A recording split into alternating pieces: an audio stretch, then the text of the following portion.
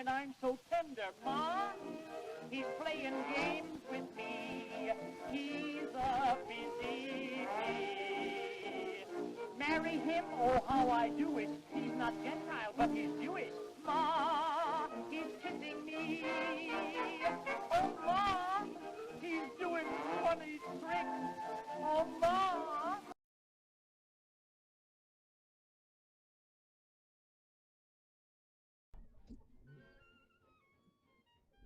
Alright.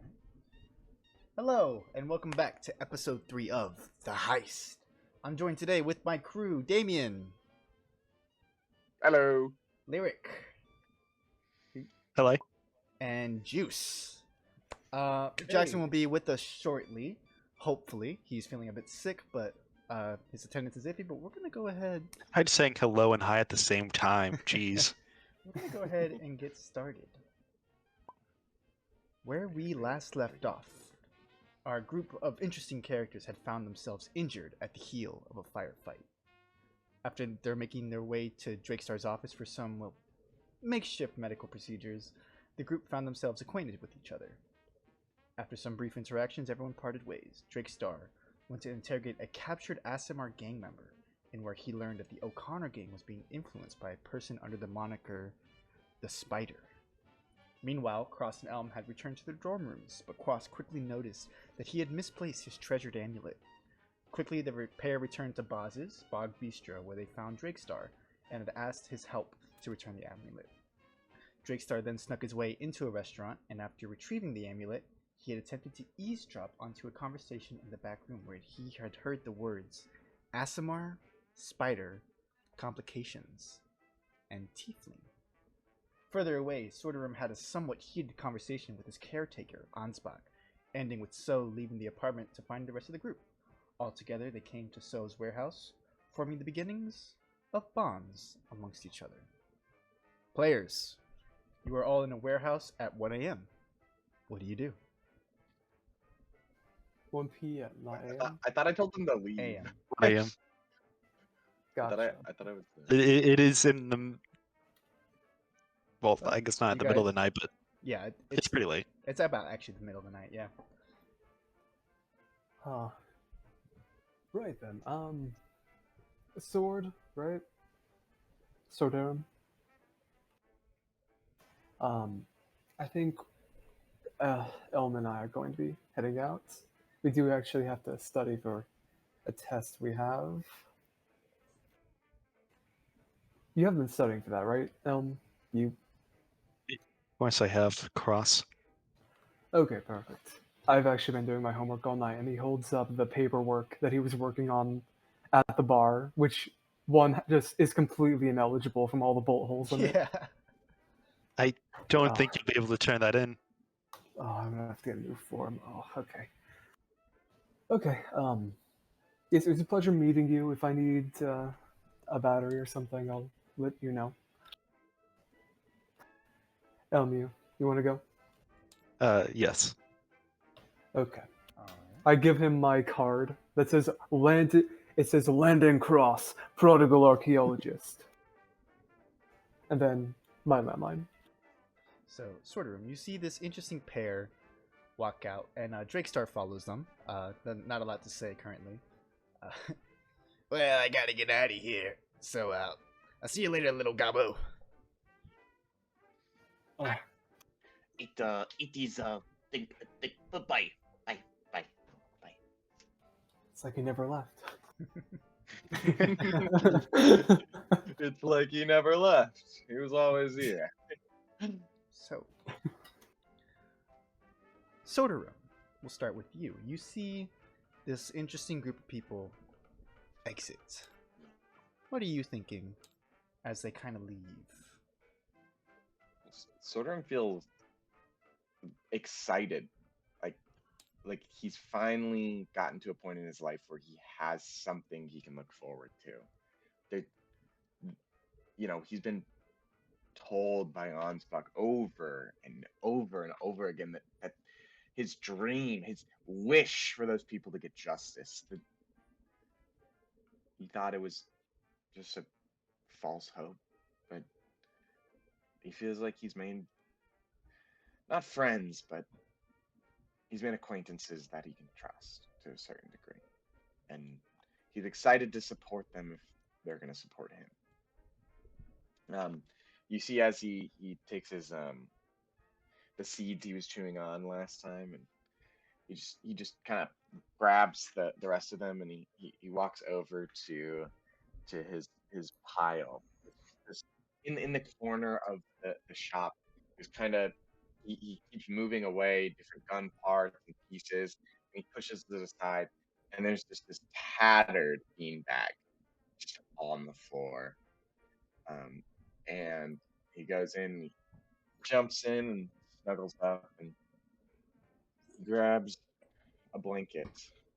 Um, Something he would keep on himself back when he used to live with his mother and he used to take with on robberies with his brother. His baby blanket. The one thing that he was given by his mother that he never let go. And he keeps it in this room. I forget when he ran, held it in his bag, and curls up, sits in a corner, and snacks away while curled up in his baby blanket as he pulls out one of his little gizmos that he showed the group. He twists it up and he sets it down on the floor as this tiny wheeled mechanism spins in circles while playing a lullaby. And as it dies down, Sordrum falls asleep. Alrighty. And we'll come back to that in a moment. Cross and Elm, you guys catch a cab. Yep. Hey, You see, hey, come on. you know, beep, a cab quickly brakes. You see like this kind of grizzled half work with this huge beard just all the way out to his chest. Completely shaved head. He goes, "What do you want?" We need transport back to the Sarah J. Emler Academy. At this hour? Yes. All right, hop in. Perfect. So you guys hop in. As you guys are being driven, it's a bit of a drive across the town. What do you guys do as you are in the back of this cab together? So, Hi. Elm. yes, Cross. I need to talk to you about something very, very serious. Okay. I have 40. Wait, no. I have 36 more pages in my binder that I carry with me. Do you want your 20 pages of homework right now or when we get home? You, I took the liberty of pre-printing them for you. wait, my homework or yours? Yours. It's 20 each. Remember? Why do you have mine? I made sure to get it from the professor. Actually, I think the one that got shot up is yours. Sorry. Oh, thank you. Here, I'll just. I guess I'll take it. Here. I'll You cast always mending on it. Do you always grab copies of my work? Yes, that's always how I distribute them to you. Are you telling me you haven't been turning in the ones I've been giving you? No, I've been doing my work. I just Is that why I have so much Yeah, paper just- piled up? Is it because you get them from the teacher and then I get copies for you and then they're just lounging around on my side of the room? yeah, yes. Oh, I You don't feel good. think I wasn't getting my own work? Of course not. No. Why would I assume that? You're not an independent entity. You're my friend. I am an independent entity though. Thank you, I guess, and he'll take the papers. I may have some cleaning to do. Thank. So that Sorderum fella and what was it, Detective Drakestar, I believe. Yes. I believe that's correct. I must say, I'm not really that happy about the situation we just got ourselves into. I'll be honest, the Drakestar doesn't seem like the most stable fella. Yeah, it really hurt whenever he was bandaging my wounds. I don't really know whether to be grateful or not, but I mean, you did try to cast a spell on him, so fair is fair. yeah, I suppose we're kind of even now. If anything, it's a bit towards his way on Yes, the whole being owed factor. I know. You I know, just you really can't be doing that. Demo will be on your ass. You should be I'm happy that he hasn't reported anything. Although I suppose because of Anais, he never saw anything. yeah, I should be more careful about that. I'm not used to having to watch my magic and all. We're usually in the middle of nowhere or I'm alone. But you're right. Uh, oh You god, spent your entire life in Emler City, right? what? No. What? Haven't I told you? Oh yeah. So I was born here, but I've actually traveled around my entire life. Um, Oh, I see. I believe I only came back really or like just before the war ended, I believe, and then and when I came back, I immediately enrolled into the school. You know, Okay, I've when really did the not war been here ended that long. again? Sorry, what'd you say? When did the war end again? I forgot. The war ended about 2 years ago, 1925. Oh, Yeah, I've not really been here all that I long. guess I To be did honest. forget. Sorry, it's been a eventful night. No, it's okay. I went to Emoise. I went over to the homeland, per se, whatever. With all those ASMR kings and whatnot. And Daramon. Yes. Oh yeah, and Daramon kings and whatnot. Hmm. Yeah, they're very Seems you're well bright-eyed. traveled. Really, besides my tribe and Emler City, I haven't really been around much. Ooh. Well, I'm sure there. Well, I know there are more ruins in Daramon and in Moise and the other countries. So I mean, we could go around and dig around. I mean, that's Sure, but basically. for now, let's focus on I guess all this work I've got. Yep. Yeah, I And hope you're Elma's ready. just going to take out a pencil and start working on it. Okay. Well, Yep. I'll say that the rest of the cab drive goes without incident. You guys cross the bridges over Piker Island, and make your way back to the Sarah J. Academy. We've already described your dorm rooms, but if you could do it again, I would love that. As you guys kind of enter your dorm, this time to actually sleep instead of getting caught up after a missing amulet. Yeah. Hmm. Would you like to go first? Sure. So on Cross's side of the room, there are there are papers and forms splayed out everywhere across the entire floor. There are piles that go straight up like 5 feet, almost taller than Cross himself. His desk is piled. His bed, however, is clean and orderly and done, but everything else is like just splattered with papers, apparently, which is half of those are probably Elm's papers that he's just been getting for him. So he's gonna have to clean that up now. And Elm, what does your part of the dorm look like? Um, Elm's side is much cleaner, much nicer. He has a desk with lots of tools on it, but it's very organized. He has a figure of I believe it was Serpent of the West on his desk, a small clay figure of him, and a large assortment of books on artificy, runes, and the such. And besides that, his side of the bedroom is pretty plain.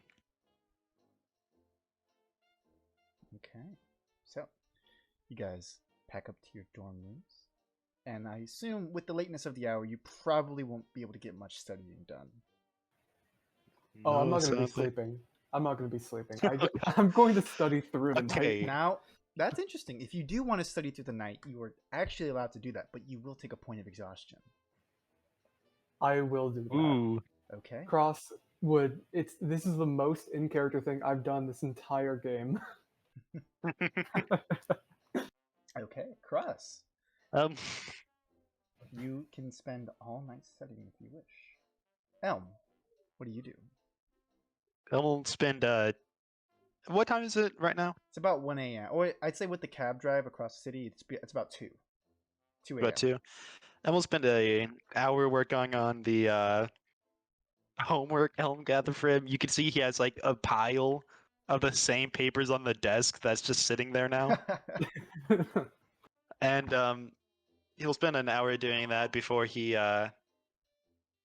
goes into his meditation. Okay.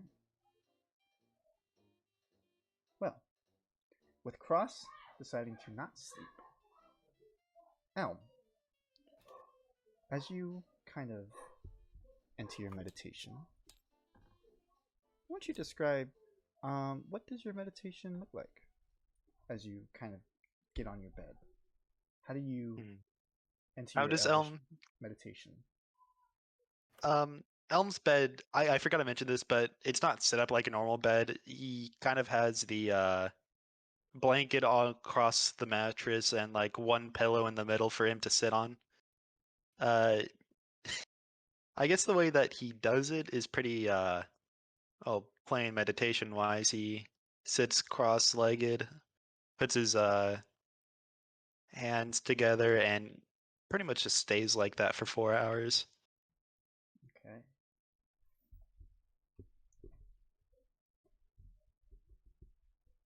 Elm. You kind of sit for a moment. It's a little hard to concentrate at first with Cross frantically studying, like papers are rustling around. He pulls up an equation, probably decides he doesn't like it, crumbles it up, tosses it on his bed, stuff like that. One flies and hits you in the face.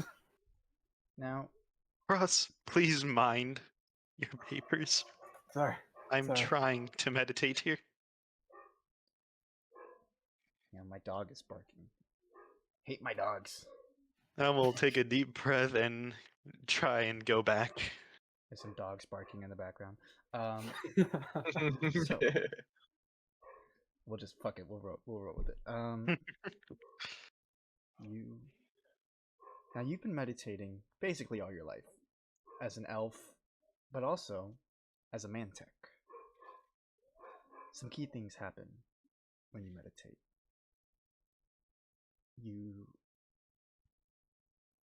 begin to fall into yourself, essentially. Your consciousness for a moment leaves your body and kind of, or it doesn't leave your body, but kind of retracts into it, you know? I guess, yes. You are having to focus within on yourself. Now, for a long time, especially back in Mentic Now, where you were from, as you would meditate, you feel this course of nature pour through you. And it's not just nature, but a sort of wildness that exists within the world. As a wildborn, you are kind of one of the last tethers of the old Fae in this world. You kind of retract in on yourself more. And at the center of yourself, you feel the magic that has always resided in you. What does Elm's magic look like? Like his pure core of magic within himself look like? I would say that I don't know, it's hard to describe. It kind of has like a greenish hue to it, the core.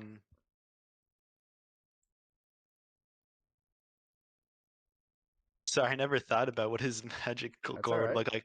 I would say that while it is there and it's present, it seem weak, but it does seem small. Tiny. Minuscule, even. Not so much that it isn't like large or there. It's more like it's more compact, I would say. Almost restricted. Or Yes, that's a good word for it, restricted. or even caged, as you would put it. Your magic, this Yes. green kind of power of the Fae is, well, in your early life was this sort of blossoming um blossoming thing of nature magic, vines coursing in on itself, flowers blooming. Over the years, you felt this kind of magic begin to constrict, almost as if it's retracting itself from you. And ever since you gotten that book from that enigmatic trader in Magic Now, it has pushed itself deep within you and pushed itself away from you almost. Elm, you feel your magic, as you mostly do, and every time you meditate, it's the same thing. You feel it leering at you, judging you, almost. How do you react to this? I imagine Elm kind of what's the word? Grimaces. He looks annoyed, a bit mad. I imagine this has been a problem that's been slowly getting worse and worse up to this point. So he's gotten a bit used to it.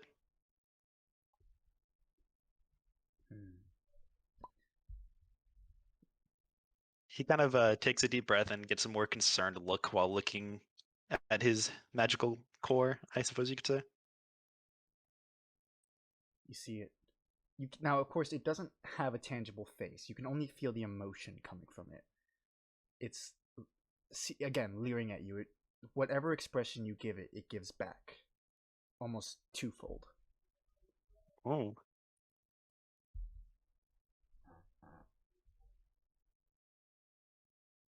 You feel it begin to course. It tries to expand ever so slightly, but your will, almost, what you've been practicing, this kind of arcane, as it expands, this arcane cage actually forms around it. Your knowledge of how you practice your magic constricts it further.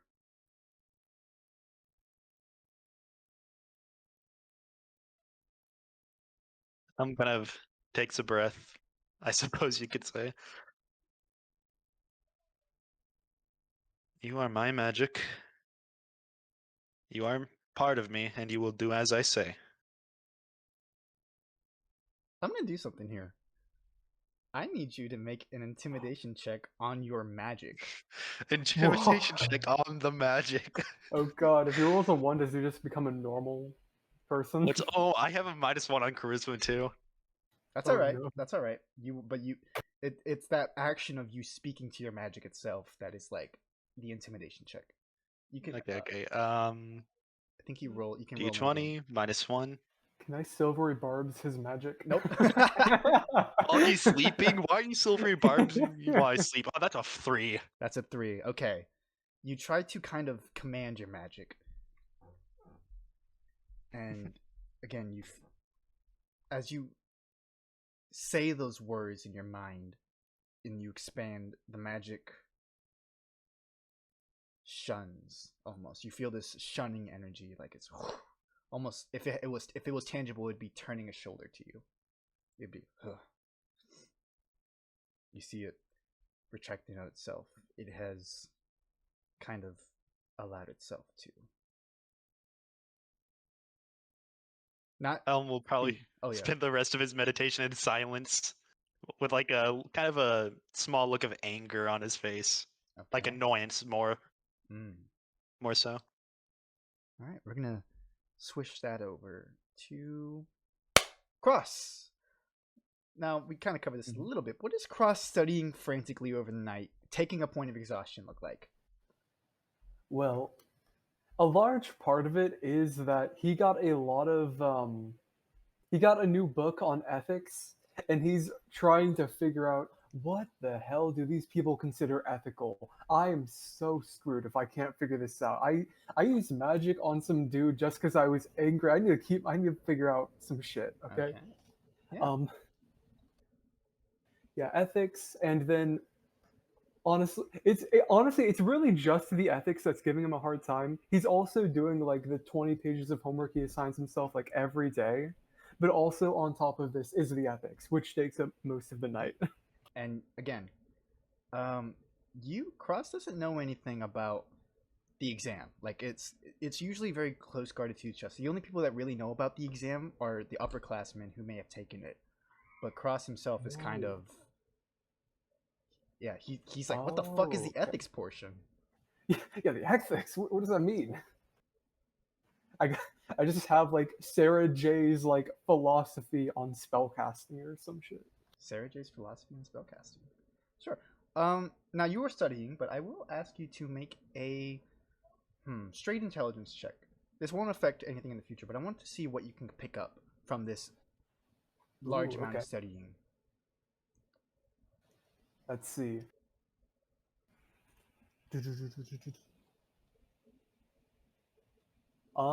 14. 14. Okay. So ethics is kind of on Cross's mind right now, right? What could the ethics portion be? You're reading the this book on ethics written by Sarah J. Emler.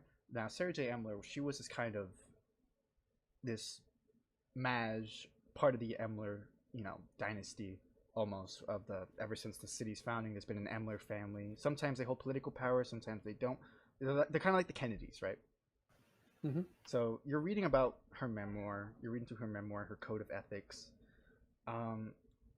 General stuff like don't burn innocent people. Duh. I write that down. Okay, yeah, Cross. That's can very write that. important. Cross can write that down if he wishes. But mostly with the 14, you can't pick up a lot. I mean, this ethics thing has a conundrum. You don't know if you'd be able to figure anything out. But since you spent all night studying, that is one night of study that you can mark. Woo! Like, Cross just has like intense bags under his eyes and everything. Like his hair's more like normally it's like decently well kempt. It's a little bit unkempt, but it's whatever. No, it's full like crazy. His beard is like floofed up. His eyes are wild. Okay. I imagine Elm gets up. He kind of lets out a deep sigh. Then he looks over at Cross and he's like, "Are you okay?" But yeah, yeah, I'm fine. I got done with the 20 pages, and then I did 10 more that I assigned myself on Elm ethics. picks up the "Don't burn innocent people" note. Yeah, that's important. Don't do that. I think you need to study the ethics part a bit more, friend. Why do you think I've been If fucking this doing? is an important if this is an important note to you, there's probably a lot you can learn. What do you think I've been doing this entire night? That's why it took so long. I finished those 20 pages in like an hour. I spent the last like however many on the ethics portion. It's so hard. Huh. I don't know what they want me to Okay. do. First, they want me to cast Fireball. Then they say, don't burn innocent people. Like, come on, make up your mind. Because you shouldn't. That's against the law. What? Elm, be real. Laws don't apply to us. Elm, I lived outside of the Andansan Republic. I lived in a tribe, and even we knew don't burn innocent people. Well, yeah, but I'm not going to do it because the law tells me not to. I'm going to do it because I don't want to. Do you not want to? Okay, good talk. I don't. No, I don't want to. Sorry, I'm a little slow. My brain. I've been up all night. Give me some slack. All right. Well, I'm gonna go get ready. Okay, I think. My Elm kind of like walks out of the room. I'll just like dump some like. Some, I'm going to drench myself in just some like cologne, and that's my shower for tonight. I God, can't take a shower. It takes too long. I'm sure Anais will like that. Oh yeah, of course. All right. We're going to go ahead and switch scenes a little bit as those two finish up. We're going to go back to Sorter Room. Sorter Room. That's my name. Being a goblin's the game. So, I will ask, as Sorter Room kind of steps down, the music box is playing, and he falls into sweet unconsciousness. What do his dreams look like?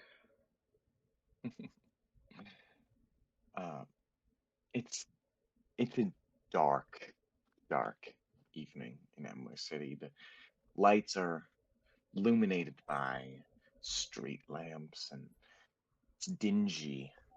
It's a back alley somewhere with miscolored brick buildings that are crumbling at the very foundation.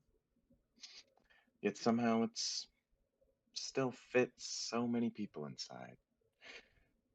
But some people, well, they'll call them people, but to others, they're not even considered a being worth any kind of kindness.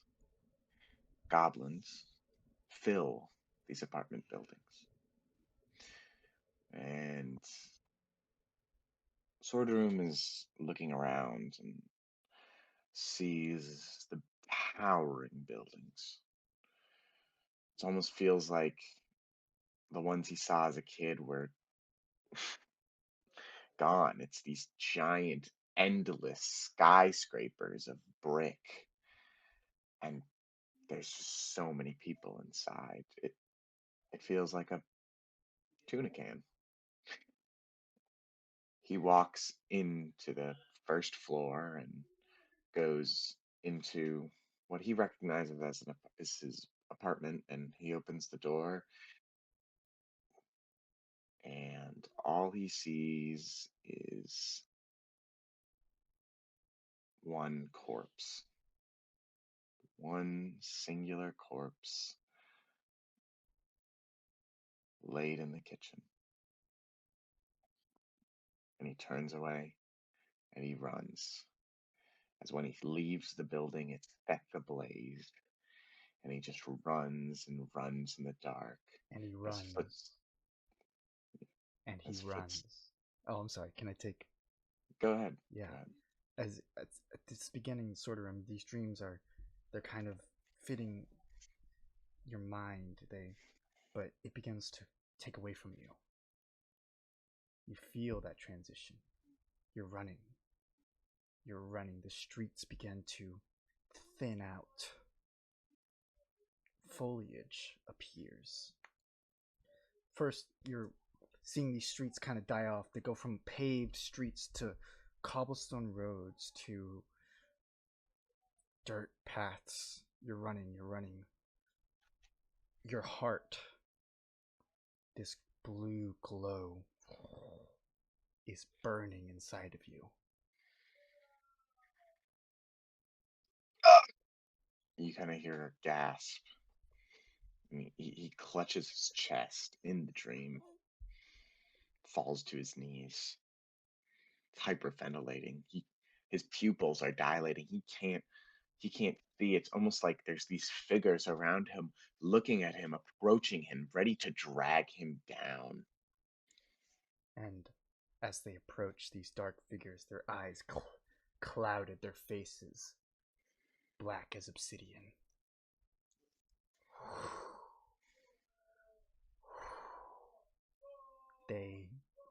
Your heart glows more and more. These figures, they're clouded figures, they begin to dissipate. Your light begins beaming out of your chest. They cover their eyes as they dissipate. You look down to your heart. It's still blue, but your body is now unfamiliar. You see this kind of gray skin, taller body. Your heart is still glowing.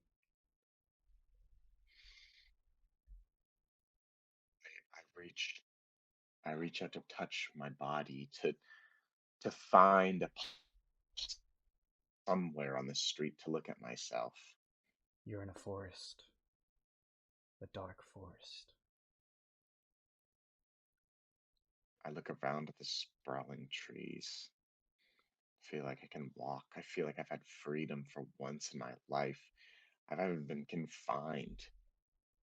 The streets of Emler City just spread out and out like an endless maze. And for once, feels like I have the freedom to explore my own life. And you do. I take a step. Oh. You Sorry, go ahead. explore the forest for what feels like hours. Your body now is familiar. This is you. You know who you are. The memory of who you were fades, but it's like it's deja vu. You walking through this forest as you find a little stream, kind of pure way, goes further down into a lake. Make a perception check. I'll say with advantage because this body is tuned into nature. Interesting. Hold on, let me roll one of my dice. I just got a couple. Yeah, one of, you know. Just one of them. One of them. Just one of my dice. Hold on. One of your very few dice. Yeah. I wonder how many dice there are. Just like, don't even worry about it. Like that's like, just like, don't even worry about it. Like 3. Yeah, totally not a concern at all. Don't even like you look. Don't even look. Okay. Am I rolling up based off wisdom? Right? Yes. So I got a 5, and let's see the other one. Oh, 18 plus 21. 21. Your tuned in ears, you feel them pointed at the end alongside your kind of silver hair. You hear splashing further on down the river, frantic splashing. Mhm.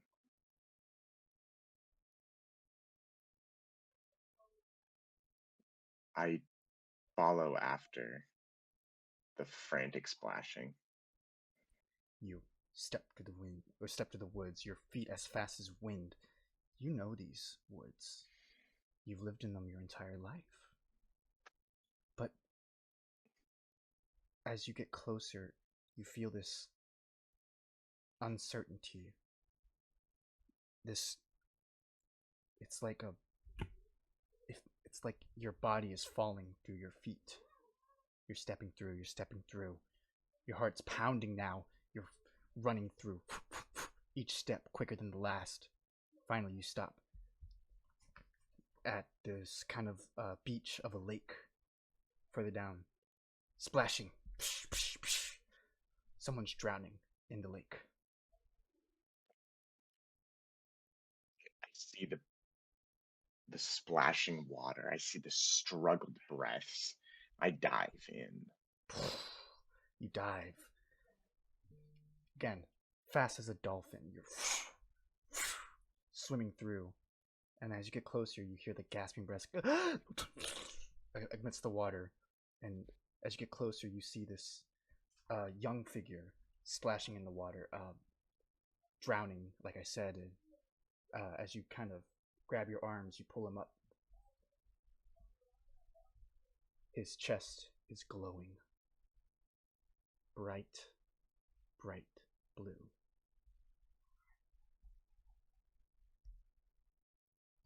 I look at his face. You see this young human boy, kind of this palish skin, black hair, splashing in the water. Help!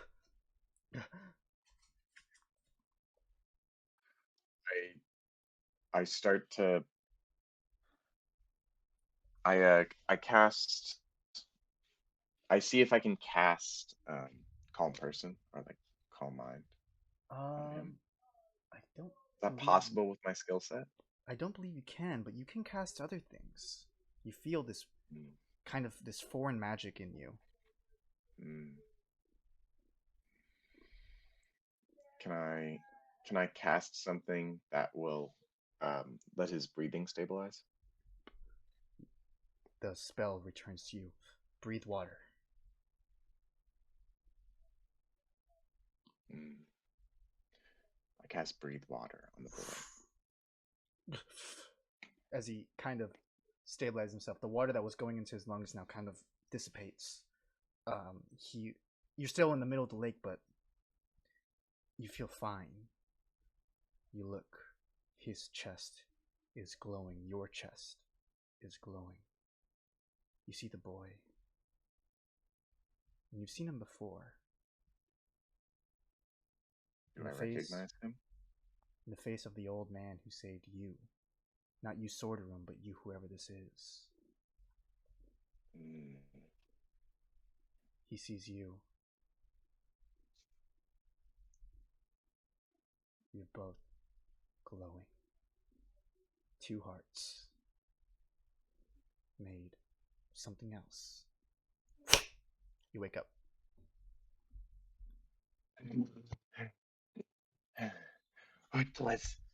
What was that? Your heart is glowing now. Bright blue. No.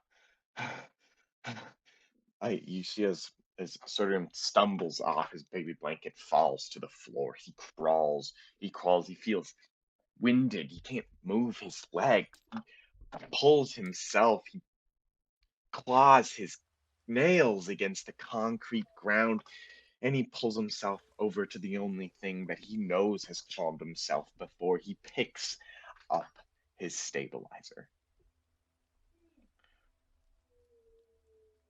And he sticks it to himself. Mm-hmm. 1 pulse, 2 pulse, 3 pulse, shock. 1 pulse, 2 pulse, 3 pulse, shock. Your heart dims, returning back into your chest.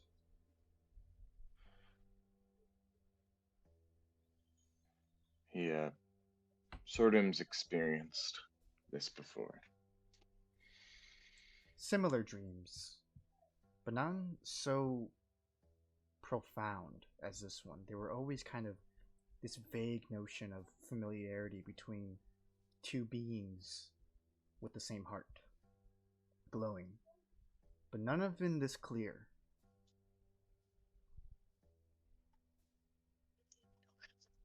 What was that?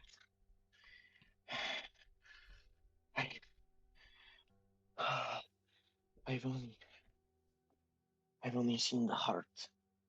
I've only seen the heart. Like that's I once before, but never in a body. I saw him. That skin again. That skin. Gray skin.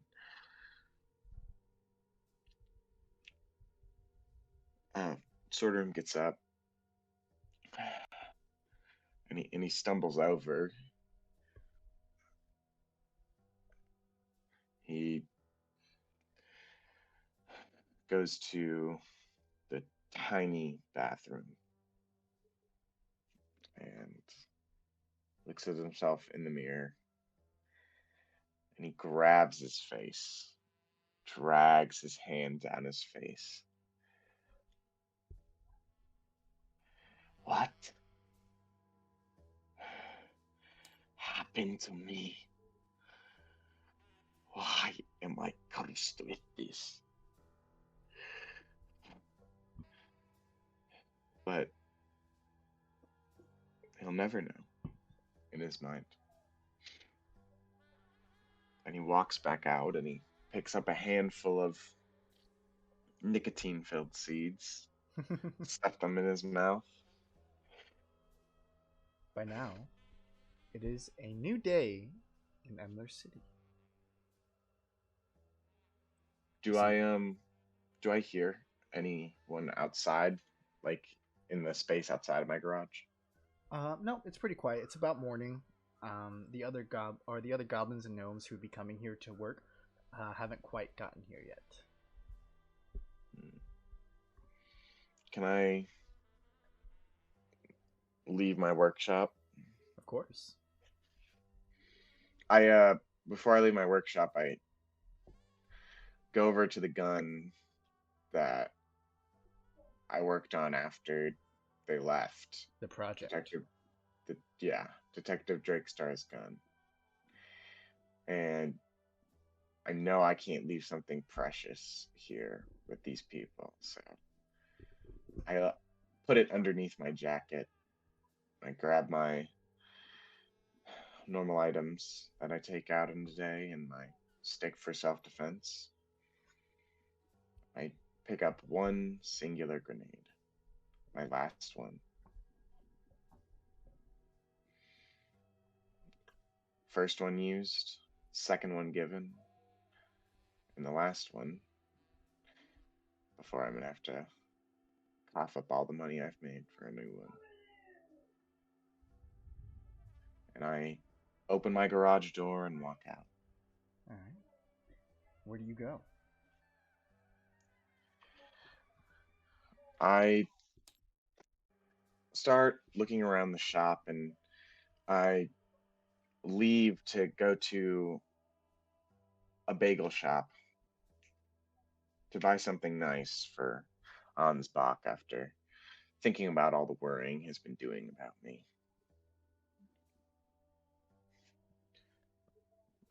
I look at the very little money in my hands. Yeah. Little fly flies out of your wallet. Oh. I'll say getting a bagel is easy enough. They're about open. Get it from this nice elven lady who hands it to you. They'll take the fly.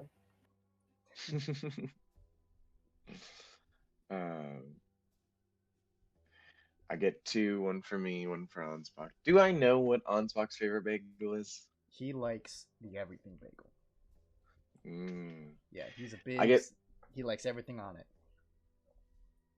I get him the everything bagel, and I kind of am handed this bagel with, like it's not just cream cheese. It has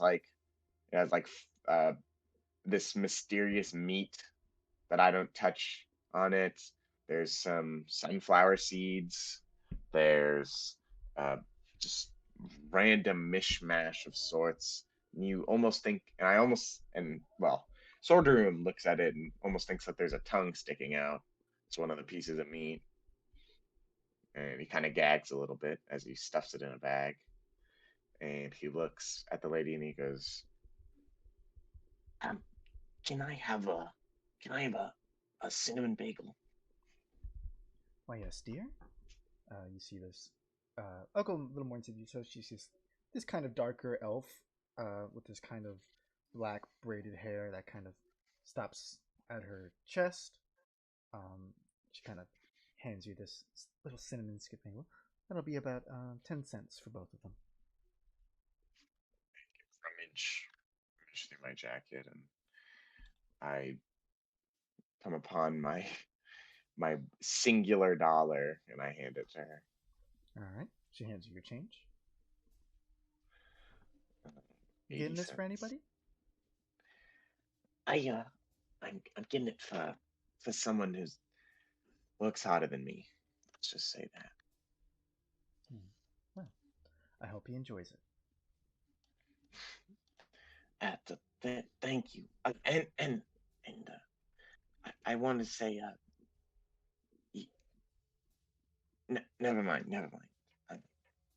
I like your bagels, man. Thank you so much. Thank you too.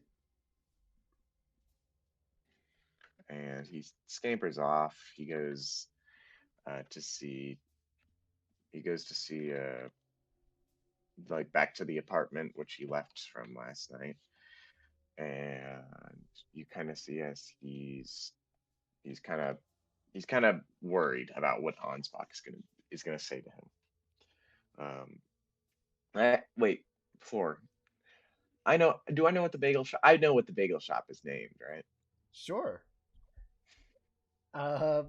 It is called Betty's Bagels. Betty's Bagels. Thank you, Juice. That was right in my notes. You grabbed it perfectly. Yep. Betty's Bagels. Betty's Bagels. Keep in mind. Remember the reference? I think it's in all of our lore.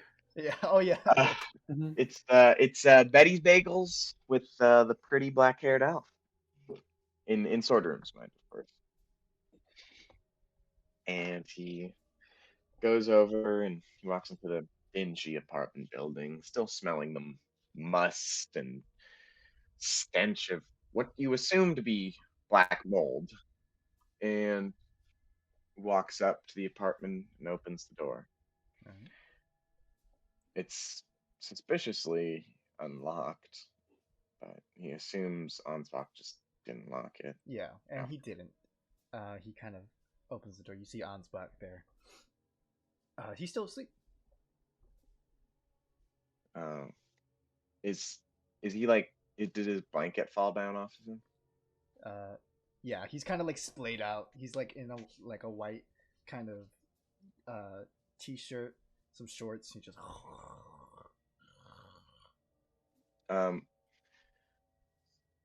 He Swordroom walks up to him and pulls the chair he was sitting on last night and brings it up next to him, and he takes out the everything bagel, a little grossed out by it, and he puts the bag down and puts the everything bagel on top of it, right next to Ansbach, and he pulls out his own cinnamon bagel, and he goes to the closet to grab his stinky old cloth blanket, grabs it and brings it over to Ansbach and sprays it over him. He goes and he sits down next to the candlelight. As well, the candlelight he turned on. there you go. Okay. And he enjoys his morning, watching Ansbach and thinking about how he's going to greet his new friends and perhaps show Drakestar something special. Well, we're gonna cut back again to the students. You guys, it is a new day. Cross, you are exhausted. Whew, yeah. This cologne's really putting in work. It's really keeping me on my toes. It's burning my nose hair. How about we go get some coffee? Yeah. Oh, by the way, are we using one D&D exhaustion or normal exhaustion? Normal exhaustion, so you have disadvantage on all skill checks. Oh no, that's real bad. Oh, that's real bad. Okay. Worth the Hey, study. you studied, man. That's no, all it's- you. I regret That's all nothing. you, big bro. You regret nothing. Yeah, let's get some coffee. Okay. Wait, so is it a point of exhaustion every time we want to study, or just in that case since it was already 1 a.m.? Just in that case, because he decided to stay up all night doing it. Usually, you can study and get a poor night's sleep because you're students, but still, you can get a long rest. By the way, first long rest. Go ahead and remark your stats, boys. Get your spell slots back. Yeah. That is a Let's long go. rest for everybody. I get 1 spell slot back. I'm so happy. Okay, so you guys decide to hit up a local coffee shop. Just get some things. I'd say on the way, you do hear something interesting. Radio is a kind of innovative new invention. Not exactly new, it's a couple years old. But as you guys Mhm. are passing, you do hear a radio. Ooh. What song do we got up? Breaking news! Mayoral candidate John Joseph has been found dead today at his residence. His body was mangled and burned. The Department of Internal Maj Affairs believes this may have been a Maj killing. More tonight at 8. Or more today at 8. A Maj killing? Like- Huh. I thought Dima really cracked down on that, especially for the representative of the government. I don't suspect that'll be great for us mages. What? Oh, yeah. Like, what was the mayor like a beloved mayor? It was a mayoral candidate. Oh, mayoral candidate. I I'm believe sorry, I said it. John Jacobstein. I think I said John that. Jacobstein. What was his like? Can Elm like remember his like stance on mages or something? Like, was he a mage supporter or? Go ahead and make a history check. Let's see, history. Int. Ooh.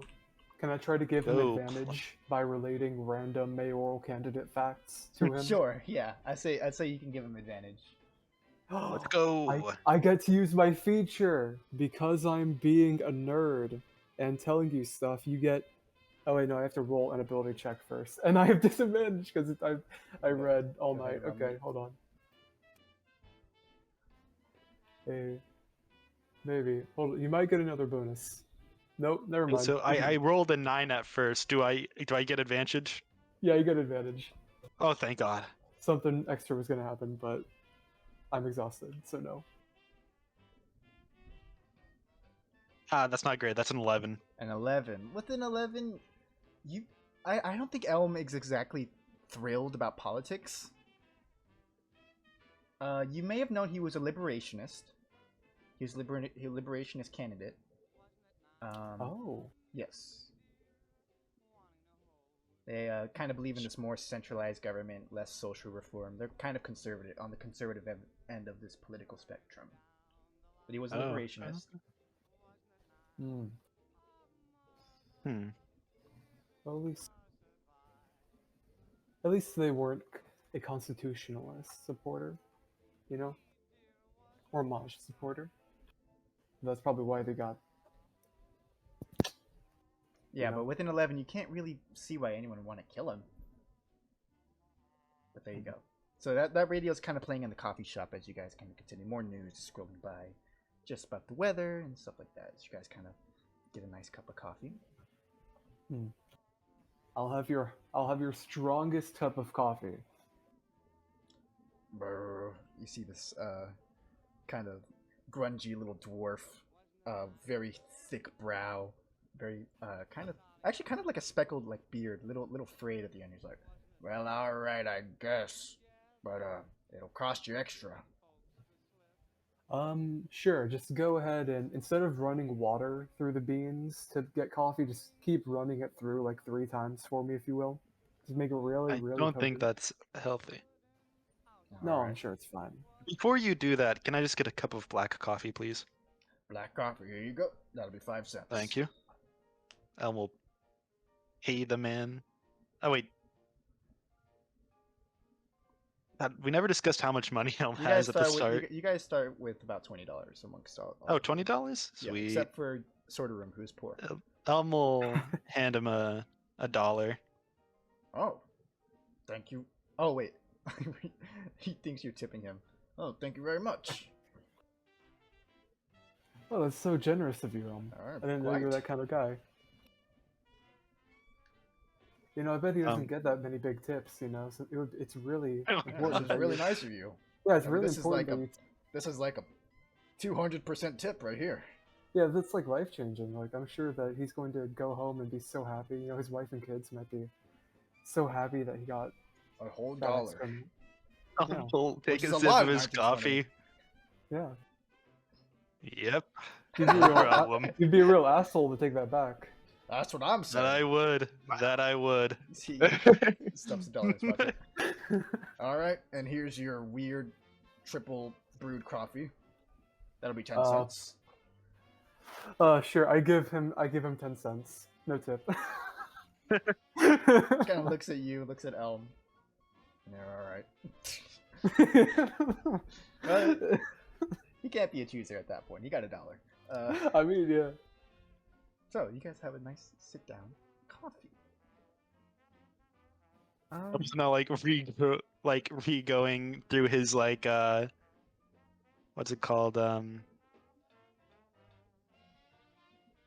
forgot what they're called. I'm sorry. Money plan, I guess. I know there's a For- word for it. Tuition, like for the college? No, not tuition. Oh, A receipt? Not his Sorry. receipt. what are Not you money. talking about? I'm thinking a budget. He's going through his budget now that he lost an Oh. entire dollar on Oh, coffee. okay, yeah. Oh, Um, oof. I'll say That's cross. supposed- He gets out like a little journal and starts like readjusting stuff. You do notice one thing. You see a familiar golden dragonborn into the coffee shop. That's the one. Oh my god, she's like glowing. Did I say that? I remember. You I said feel like- that. You said that out loud. What? Oh, I'm talking about.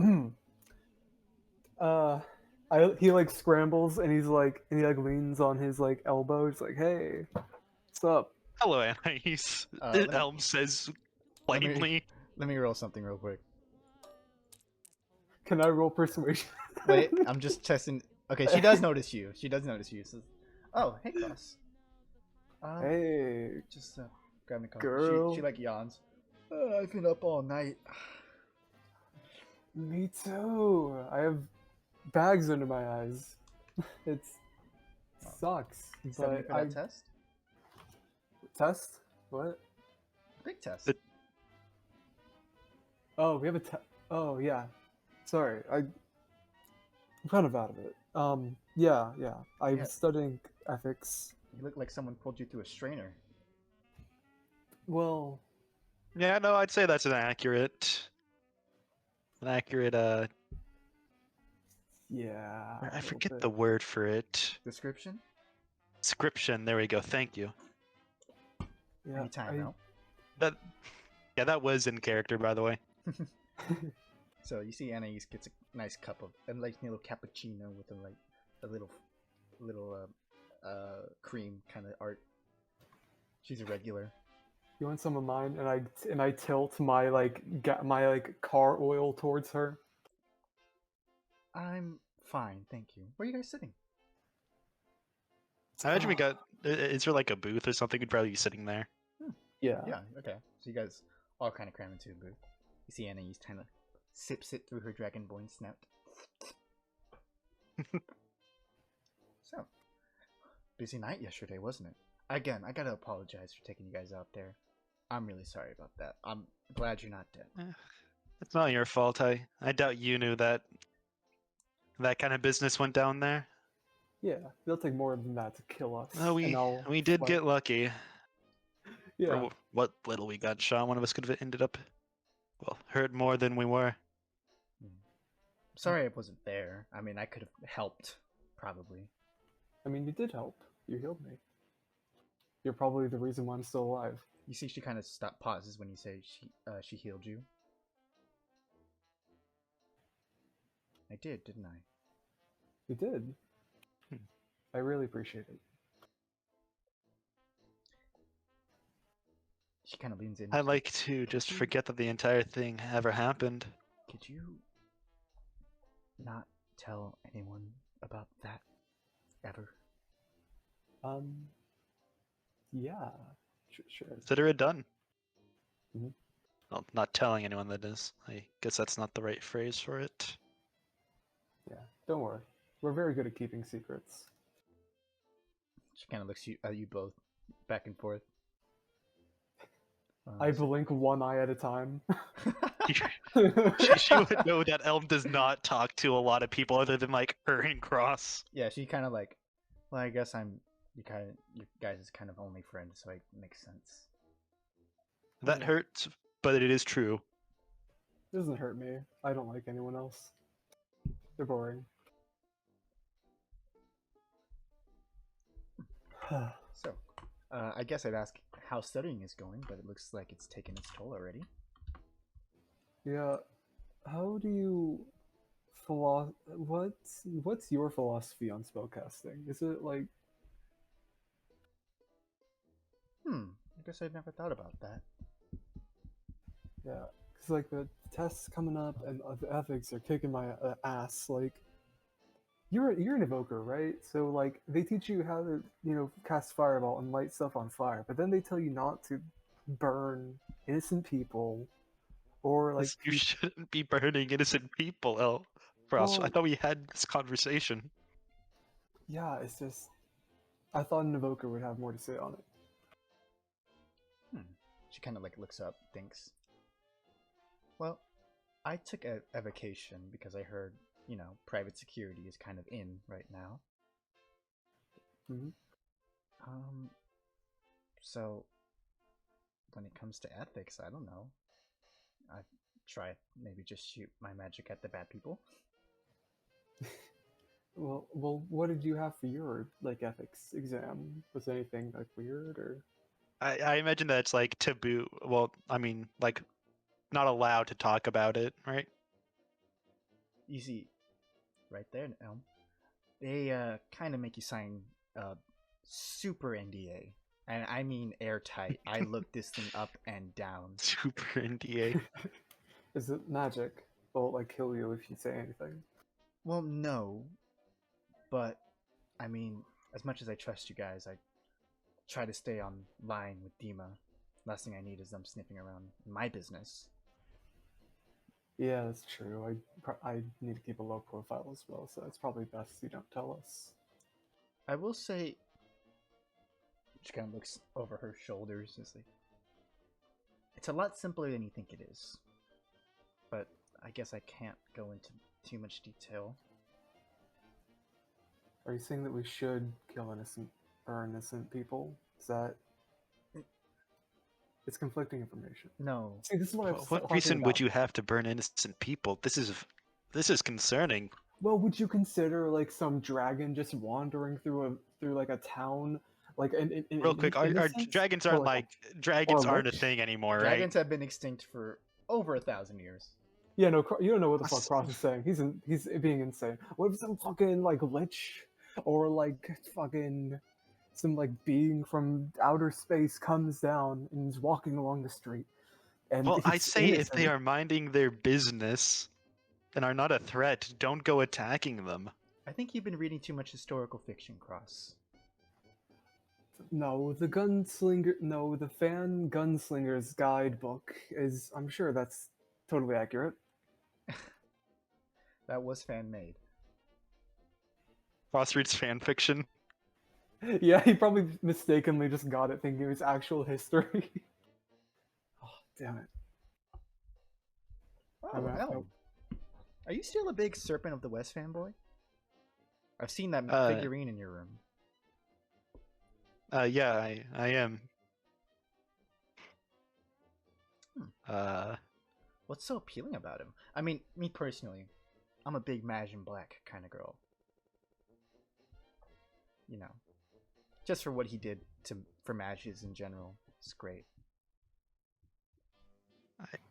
Yeah. I mean, sorry. fine. I don't know. I guess from what I remember, he's just the one that stood out to me the most, and that kind of ingrained on me a bit. Are you gonna go gunslinging around the Wild West, though? No. Seeing you shoot a repeater would make my day. Yeah, maybe you could slap some runes on there, make it magic. Oh.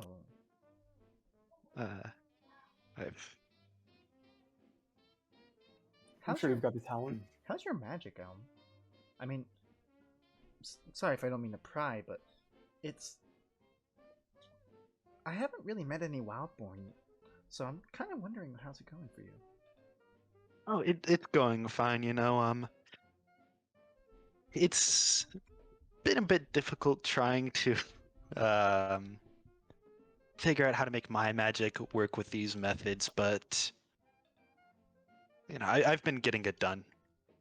I hope. I mean, for the practical exam, you might need to. Well, I can't get too much into it, but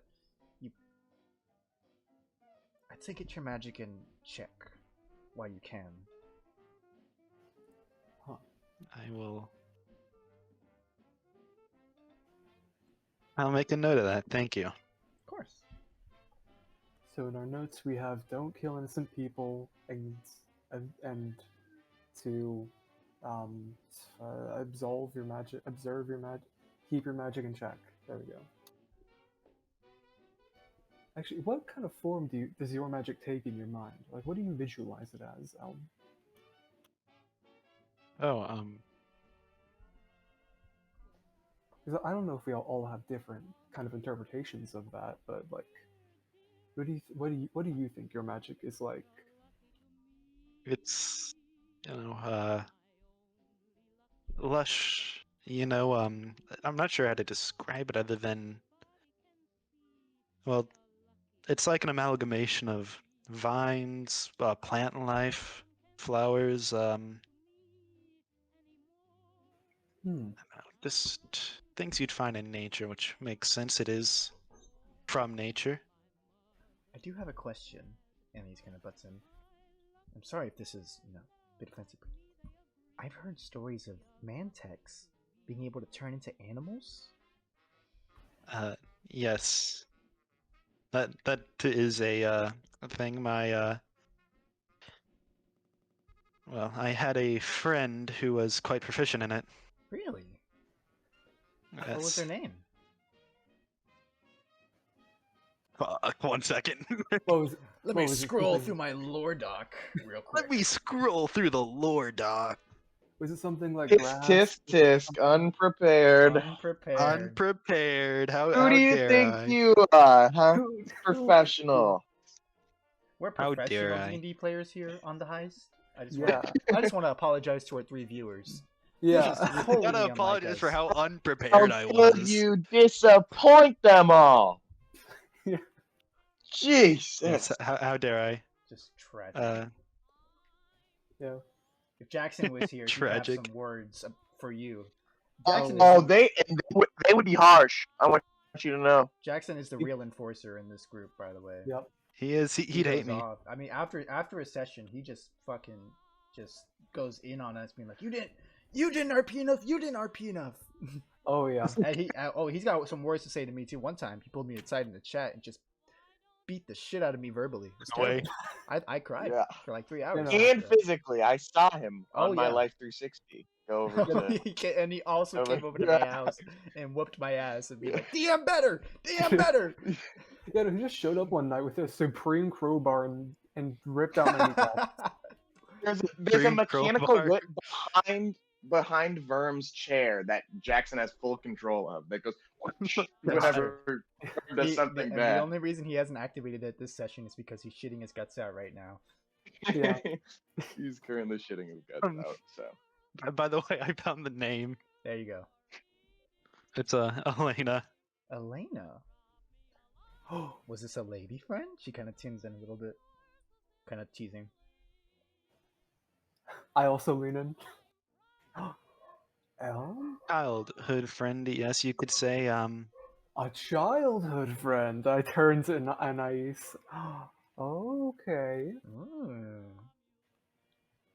Elm has like the most "I'm so done with this" look on his face right now. Would you say that But yes, she's... certain Mantex can use their wild, well, nature magic to transform into certain types of animals. Were you able to pick this up? Sorry if I'm prying too much. No, I never really could. I never really could figure out that form of magic. That's why I started artifice. Artifice. Sorry.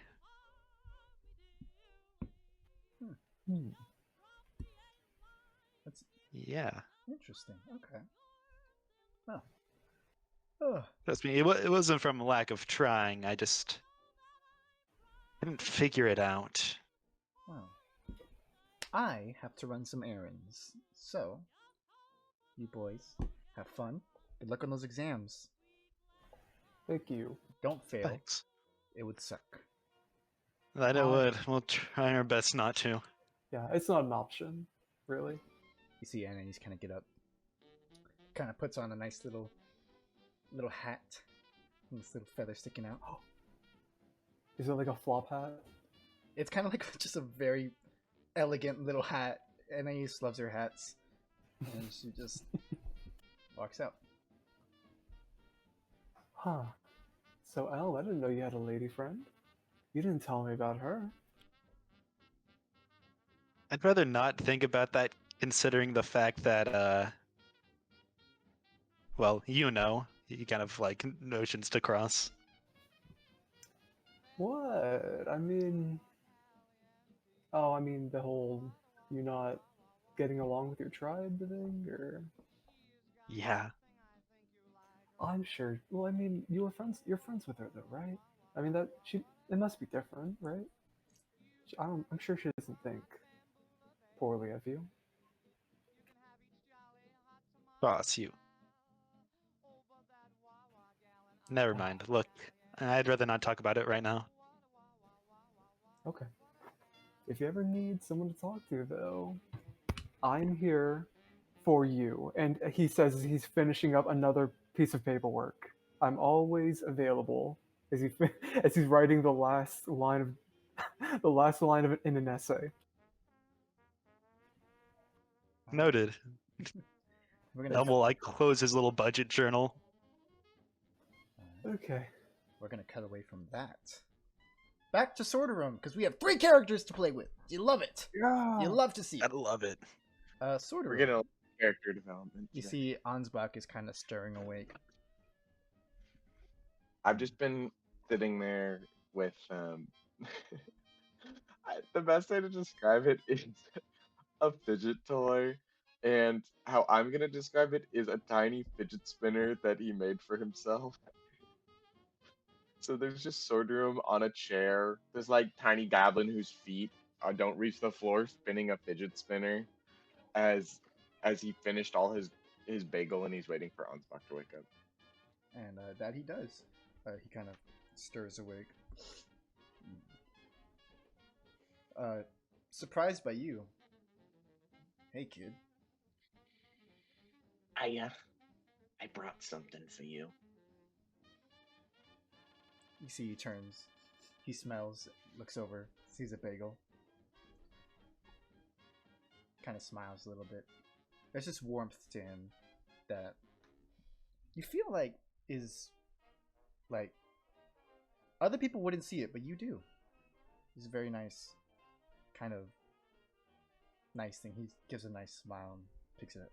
Thanks, kid. You're welcome, Ansbach. You do so much for me. This is a little something just for you. You see, he kind of eats his bagel, looks up at you. How's you see, he gestures to his chest. That going?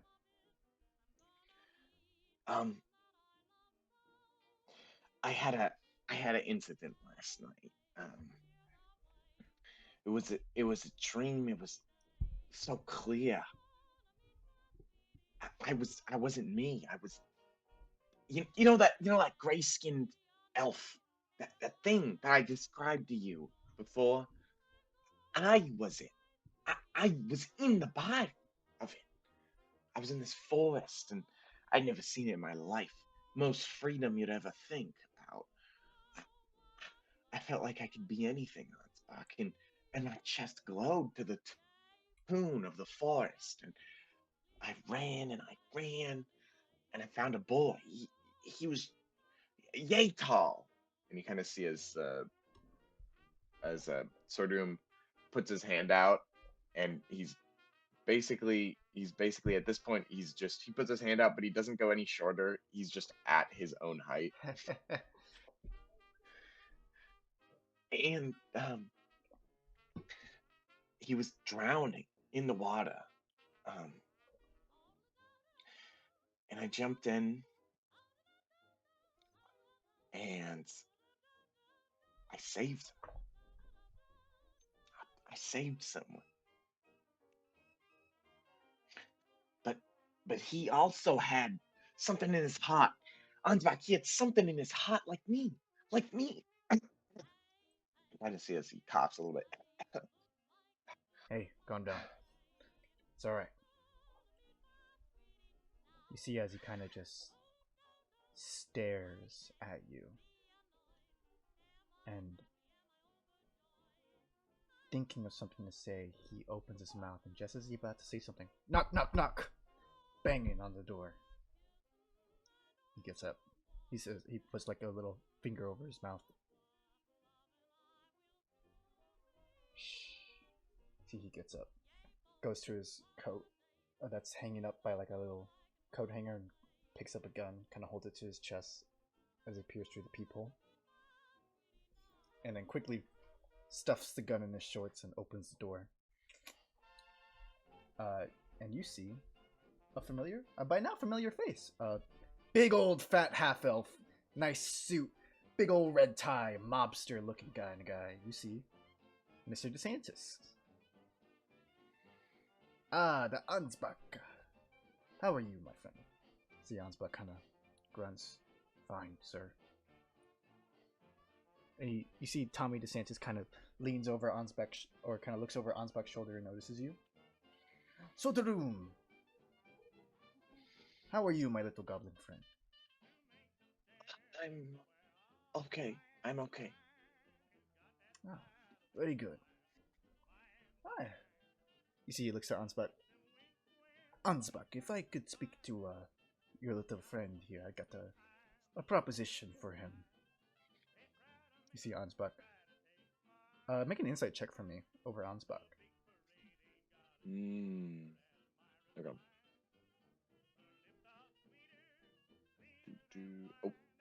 Oh, let me use one of my dice. Hold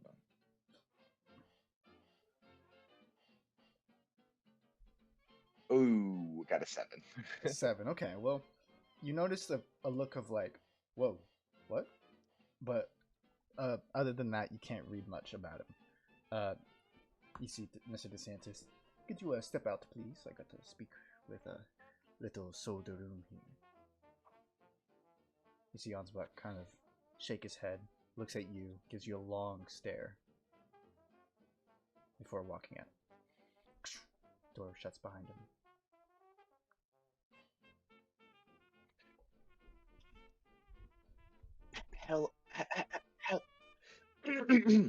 Hello, Mr. DeSantis. Ah, Solderum. How are you, my little friend? You see he kind of pulls out a chair and sits down. Soderum's like making his voice deeper. I'm good.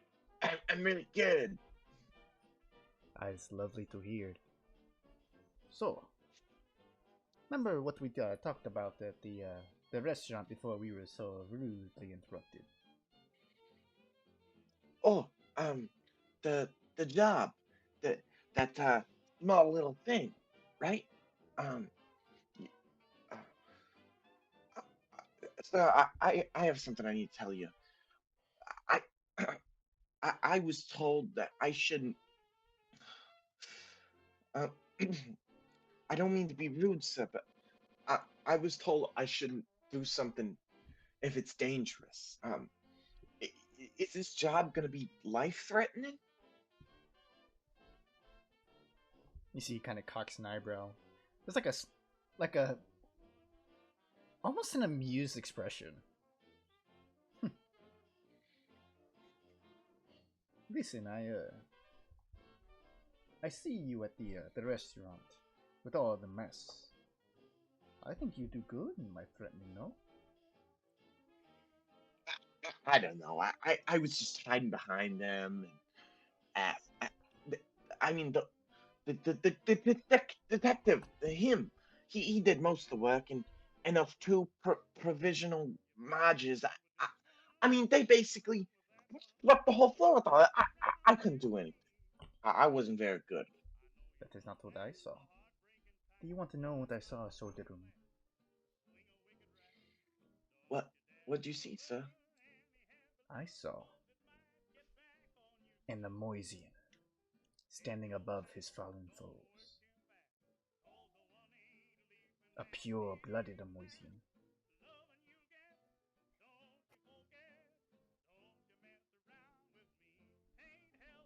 I thank you, sir. Listen, some things have happened, obviously. My dearest Carlino. I raised him since he was a boy. Shut down by these assy fucks. The O'Connor gang, as they call themselves. He spits on the floor. Sanders piece of shit. Surely this crime must go answered. Yes? Oh, 100%. And their guns too. Awful things. I don't even know who's dealing with them. Ugh. Every time you give me one of them, it's practically sawed in half. I can't even use it for anything. It's terrible. Terrible work. Sort of, I think, though, that there is something good to come from this. These And what's that, sir? Aasimar have been pain in my side for years. They control the South Riverton. It pisses me off, these chaos-born pieces of shit. But, you know, the status quo went on normal. But with this spider going around, crawling in their minds... What spider? What are you talking about? Like, creepy crawly? Don't concern yourself with that. I spoke too much. Okay, sir, but I mean, if you want me to do something like that, I mean, I might as well, if you think I'm gonna deal with someone like this spider fella, you might as well tell me in case I'm in any danger. Oh, no. The spider, problem for another day. Oh. What we need now is retaliation. No? Well, you do make a point. Perfect! He claps his hand. I will arrange for a driver. You, this is your chance to prove yourself, Suduru. Not only for me, but for the family. I talked to Don Cos. Prove myself. Yes, I talked to Don Cos this morning. Oh.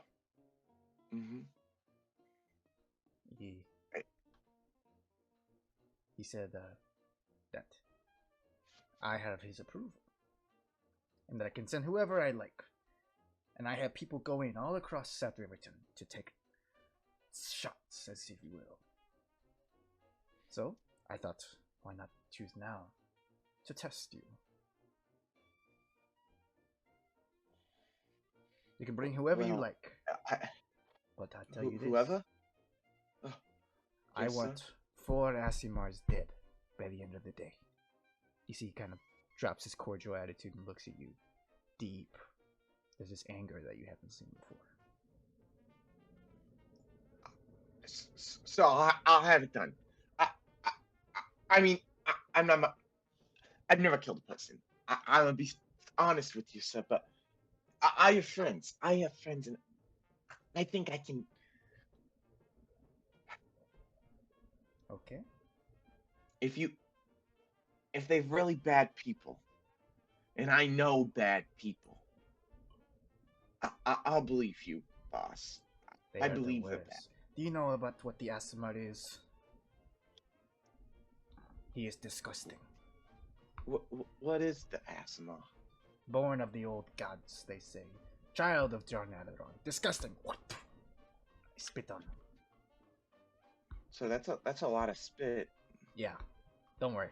I spit all the time in Ansbach apartment. I'll do it again. There's just a puddle. Yeah, it's just like a little... Each time he loogies a bit grosser. Just... Ew. Ew. I slide over a handkerchief I have in my pocket.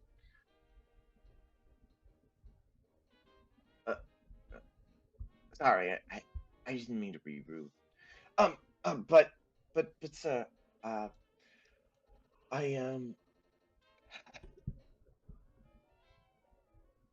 I'm gonna be honest. I only really do this work because it's the only money I can get. And if I'm doing something this dangerous, it will at least be more pay than the workshop. You work for me, Sodrum, and I'll make you rich and rich. Rich and rich? I got something I I've can. planned, and I want to see who in the crew is worthy of this endeavor. Uh, i- if I'm able to do it, will my salary go up? Not just your salary, my friend.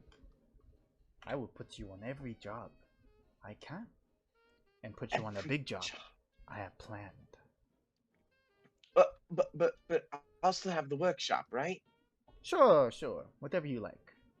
But I need Fort Asimar dead. Well, don't worry. I, I have the best. Uh, Asima. That's the name. I have the best Asima beat uppers in town. Um, but I mean, you said dead. Is it possible to turn them into the police? Do they You see, have he to gets die? up. You heard my terms, Sodrum. Do not disappoint. As he gets up to leave, doof, doof, his heavy footsteps kind of leave. He opens the door. Ansbach is just kind of there, cross-armed. You see Mr. DeSantis kind of sneer, push past him, gives him like a big old shoulder check. Ansbach, as he walks away.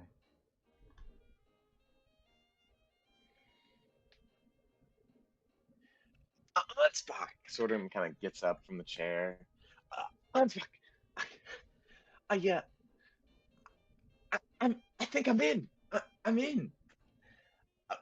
We're gonna have two incomes now, and it's gonna be so good. Uh, I'm I, I'm basically part of the game now. You see, he kind of puts his head down and leaves. Ansbach, where you going? Ansbach, no, He no, no, doesn't say no. anything. He just walks away. Can I roll for perception? What are you trying to perceive? Why he's angry? I say that's an insight. Yeah, okay. Insight. Okay, let me roll.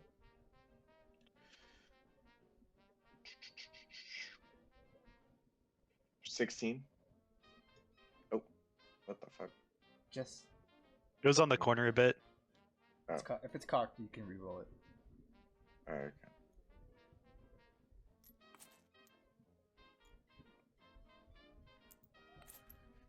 Come on, get in there. There we go.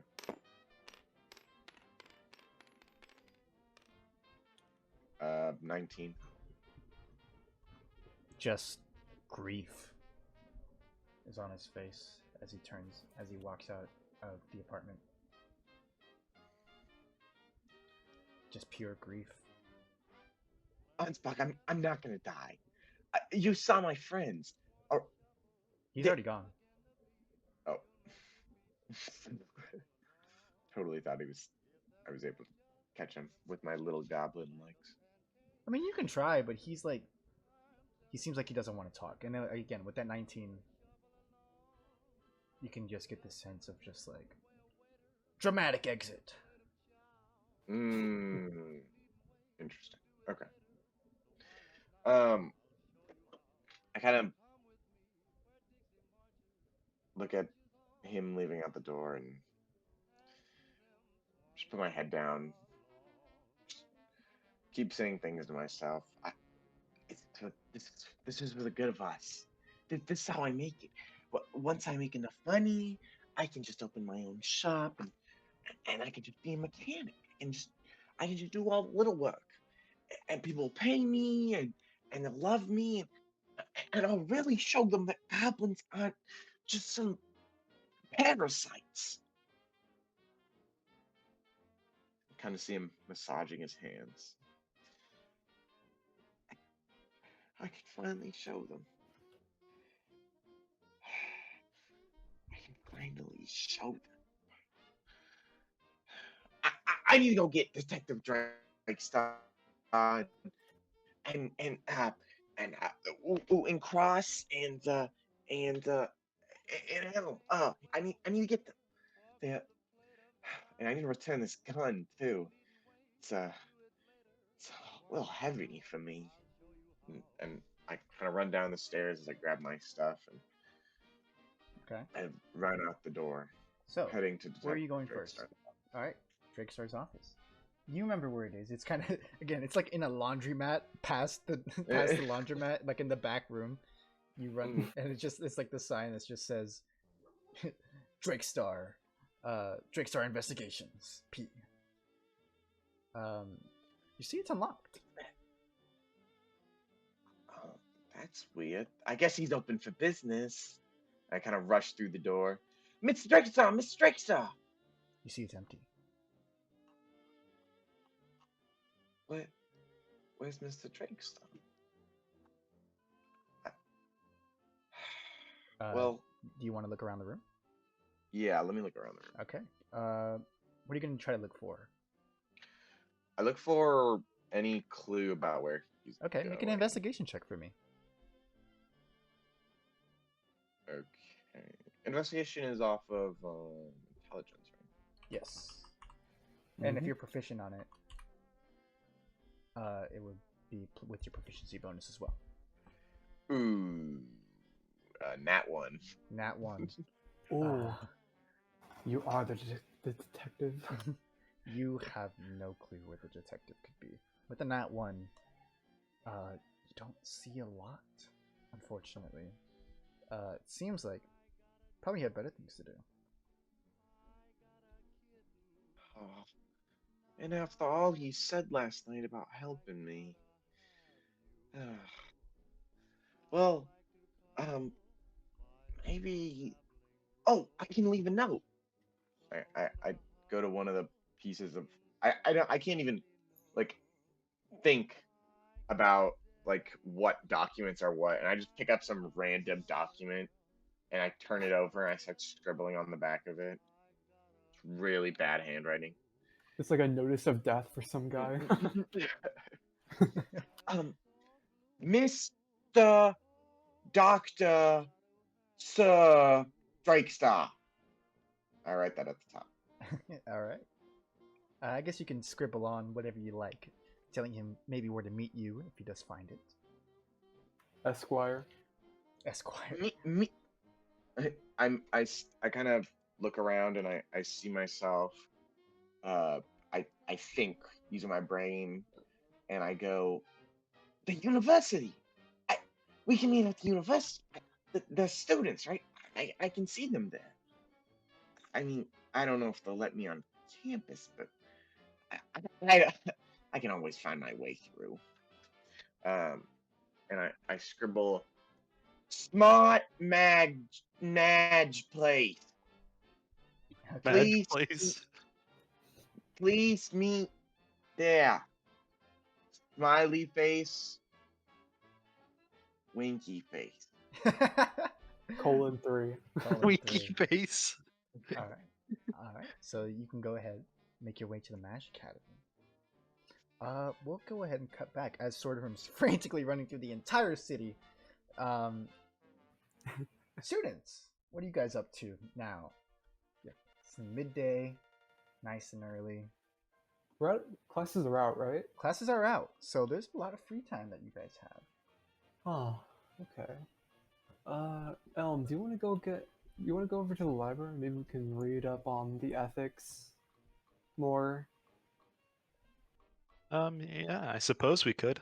Yeah, I mean, I'm sure I'm in a good place to study. I mean, I feel alert and ready to go. He sees one of his eyes is kind of like drooping, and it fixes back into place. Okay, yeah, we're good. We can go. Okay. Somebody can sleep on me? No, you just stood up all night. No, that actually no, that sounds exactly like me. But I wouldn't. I'm not tired. We can do this. Off we go! He Off says we like go. really, really loud. You guys- looks done with today. Yeah, it's already not a good day, but you guys can make your way to the library. Insight. So the Sarah J. Maas Academy library is fucking huge. It is a massive complex. I mean, it would be. This is magic school, right? Mhm. It is it seems like it's like 90% of the budget goes here. I mean, you just have Yeah. like an entire library of whatever you can try to find is probably here.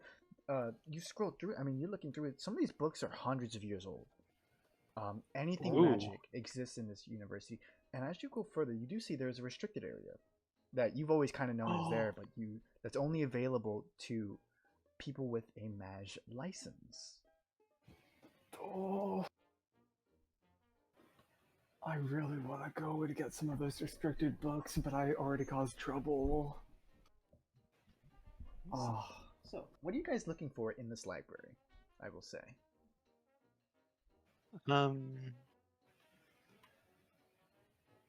We could each get like a different book if you want, and we could just read together. I guess we're studying ethics. Yeah. We could We could like ask around for like what we think that like the foremost ethics book is. I guess I don't know. Okay. I'm sure there's I'm sure asking for a book on ethics wouldn't be weird. Like actually, Yeah, this I is mean, a like, college after all. yeah, like magic is such like a contentious thing that there must be some books on it. Well, there is a librarian that she's kind of sitting in the center. If you want to try to ask anything, Oh, Debbie, how are the grandkids? you see, Good. you see this pretty ancient gnome lady, kind of with this like very scrunched up face, very long kind of nose. These like the thinnest glasses you've ever seen, wire framed, with like those beads that go like all the way down to like her shoulders before coming back up to her ears again. She Mhm. looks down. Mr. Cross, is it? Hey, Debbie, you're still a looker, I see. Ah, ha, ha, ha. If your husband doesn't start treating you better, I might have to scoop you up myself. Oh, you flirt. She kind of like waves her Yeah. hand very slow. It's like, all right, what'll it be? Trying to look- find some ancient scrolls. You want to read the stories of Harvey and Leanna. What is it today? Harvey and Lana. No, Um, sorry. LB can go. Sorry, we're actually looking for some books on ethics, ethical uses of magic, such for a. Ethics. You see, she kind of like scrolls through it. She pulls out this giant tome, thud, of it. Just lists all the books in the entire thing. She like flips through very slowly. Damn it, I wish I was strong enough to cast haste.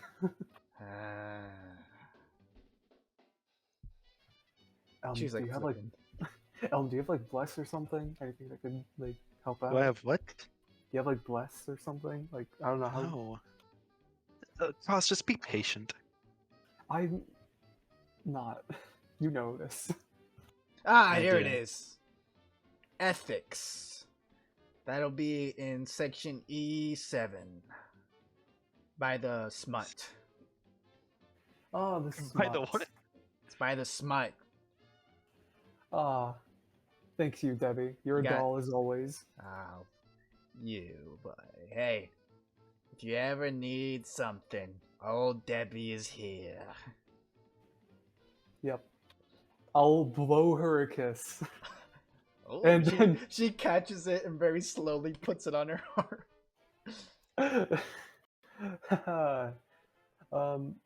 Let's go to E7. It's- All right, you guys make your way to E7. You pass the smut aisle, Yeah. and Don't you there look at me is- like that. And there is Okay, right. the ethics books. There's kind of a not as big as a menagerie as you would think. There's like almost a row dedicated to it before it splits off into other sections of student study and stuff like that. Most of the budget went to the smut. Damn, they've got an entire bookshelf for smut, and So then like one row for. are there any fantasy. ethics books by like any notable figures like Dima even? Let me look here. Let me look through some of my notes, some of the old magic stuff. Nothing particularly by Dima. You know that their ethics stuff is kind of kept to the chest. You do see some old stuff. Some of it is just general ethics, like the study of ethics, because this is also just a college, right? So there would be some books about just ethics, but when it comes to ethics and mage, only like one book catches your mind. What's the title? It's let me think here. I have it here. The Good King Elias. Huh. Who's it written by? It is an ancient tome written before the banishment. Copied. Ooh. Before the banishment? Before the banishment. Whoa. I like look at Elm's book that he pulled out, and I look at the one that I pulled out. I think this may be in the wrong section. It like reads like the Archmagi's like staff or something. Okay. It's right. It's one of the smut books. Yeah. They're just misplaced here. You see, I don't know why there's so much smut. I mean, you'd know how nerds are, which we're not. Anyway, let's go read this philosophy book. Now I have to write lore for the Archmagi staff. Hang on, give me a second.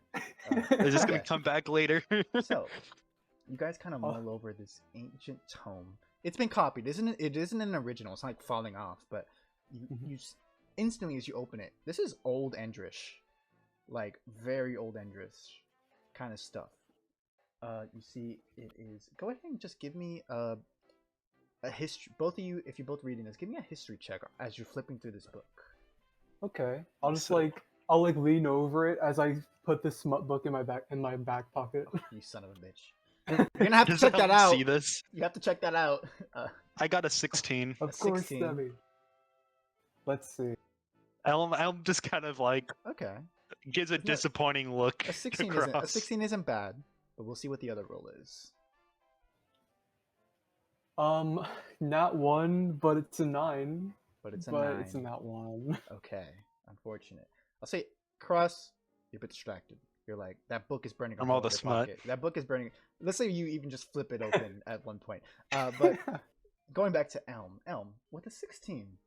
This is an old book. It's about the life of Elias Aderon III, one of the Aderon kings from before the banishment. He was not only a king, but a very powerful magi who was said to be the most moral king to ever exist. That's at least how the most moral. That's at least how like the legend goes. With 16, you know that like a lot of the story with the Aderons is kind of almost mythical. They're a bit like the story of the Aderons is kind of like people know they existed, but it's kind of like King Arthur kind of style. You're seeing a lot of fantastical stuff that is happening here. It's a bit strange, but mostly it's like this kind of memoir, or not memoir, but like a biography about Elias Aderon. How he used his very powerful magic. I mean, this guy, one of the most powerful mages of the day, to bring untold bounties across his kingdom. And how he used his magic for people and never for himself. Okay. Huh. You know, Elm, it's saying how like the Archmagi is talking about how this woman's body is a bounty or something. It's really interesting. No, not Elm. Gross. Are you really reading smut right now? He cast enlarge. Next to me, I find that very disturbing. What? It's a part of reading part of smut, it's a part flirting of with a librarian. What did Anais think? Oh, she knows that I'm just like that. It would be weirder if I didn't. No, it'd be much better if you didn't. Oh, come on, you're At least people next are... to me, and Elm kind of like scoots away, scoots his chair a bit to a bit away from Cross.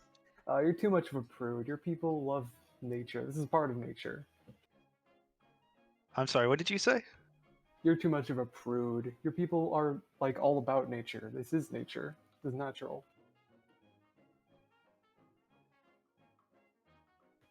I'm gonna I've go got- read this somewhere else. Elm kind of like wait, no, Elm I kind need, of I need to stands practice. up, closes the book, and finds somewhere else to read. Wait, no, please, wait, no, I did study. I'm sorry. Wait. Okay, we'll go back Damn it. to Sword Room. You are out of breath.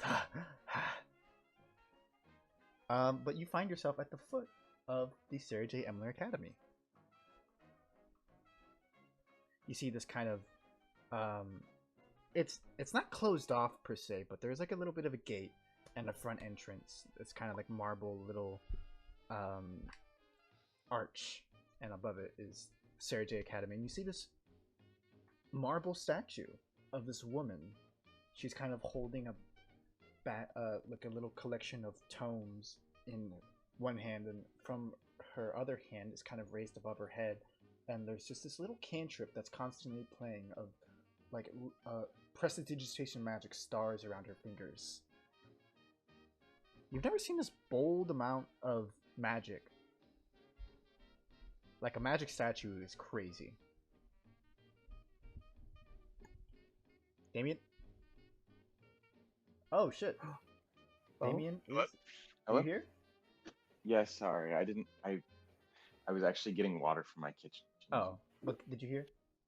Can you repeat it? I'm Okay, sorry. you're at this kind of like this archway, and there's a statue of magic. The Sarah J. Emler Academy. You made it to the academy. Sordoom kind of looks up and looks around, and he takes one step forward, and he takes one step back, and he turns around, and he looks back at the door, and he takes one step forward, and he takes one step back. You're not catching on fire, which is a good sign. Yet.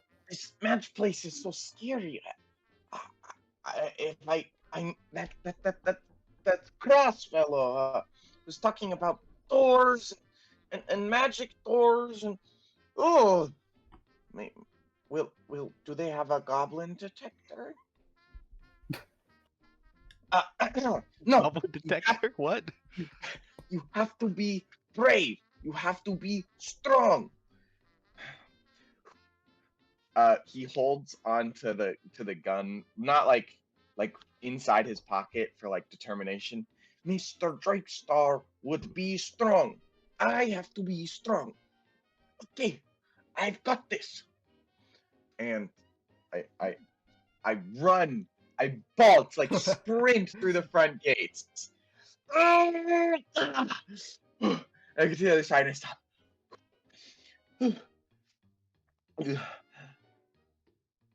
I'm alive. You do hear a voice kind of, excuse me? You turn over, you see this kind of golden dragonborn kind of look at you, very tall kind of woman. Whoa! You're very, very, very beautiful. I'm sorry. Oh, thank you. You just ran through there like you look like you're about to get cut in half. Are you okay? I'm okay. I swear. My name is it's Sorderum. Sorderum. That's not important. I'm here to find my friends, and I don't know a lot about magic. I was scared that the door would kick me out. Oh, well, no, it is an open campus. Who are your friends? It's these two fellows. One named Cross, and the other one named Elm. Elm. Yes. Oh, I actually know them. You do? You're their friend. Actually, you seem kind of familiar. Did you get shot to hell yesterday? Well, shot to hell seems a little bit. Yes, I did. Okay. Oh yeah. I'm not sure why you want to meet them, but they're at the library. She kind of points. What library? Yeah. Well, thank you so much, man. Of And course. uh, Are you guys oh, sorry. You just gonna go out for drinks or what? Uh, oh, I don't drink. I try to avoid that stuff. My favorite are sweet treats and tea. Do you like tea? I don't. She's like Oh, kind of like giving you this really like kindness, but like confused kindness.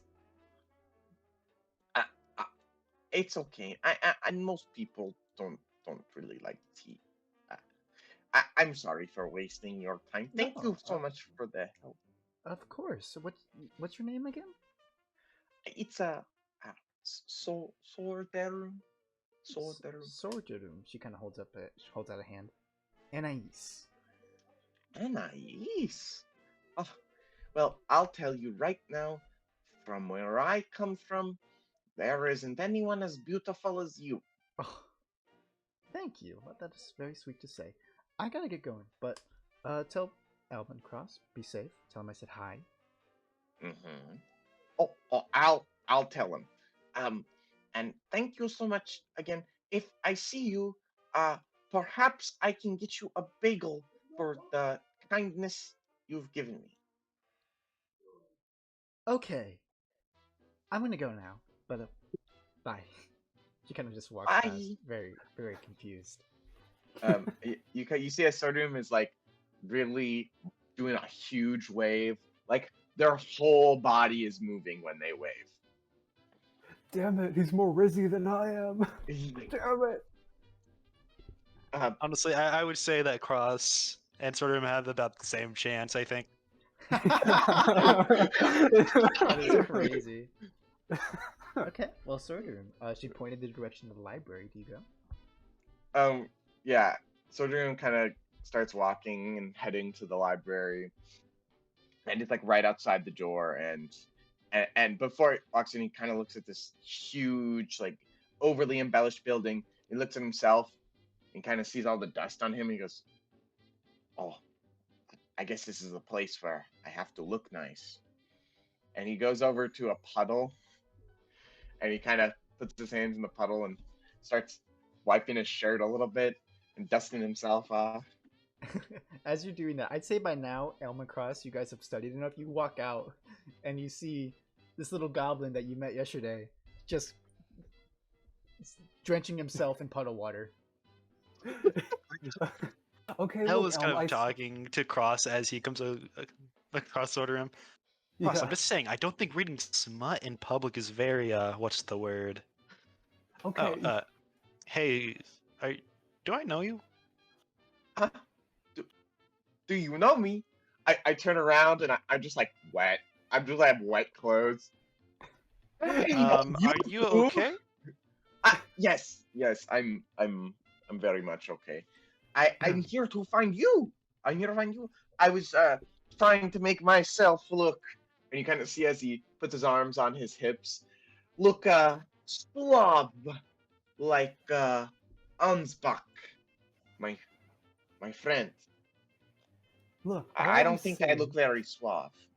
all I'm saying is that the Archmagi Um, staff isn't just smut, it's a piece of literature. It's actually pretty good once you get into it. Oh, hey, Sword. Hey.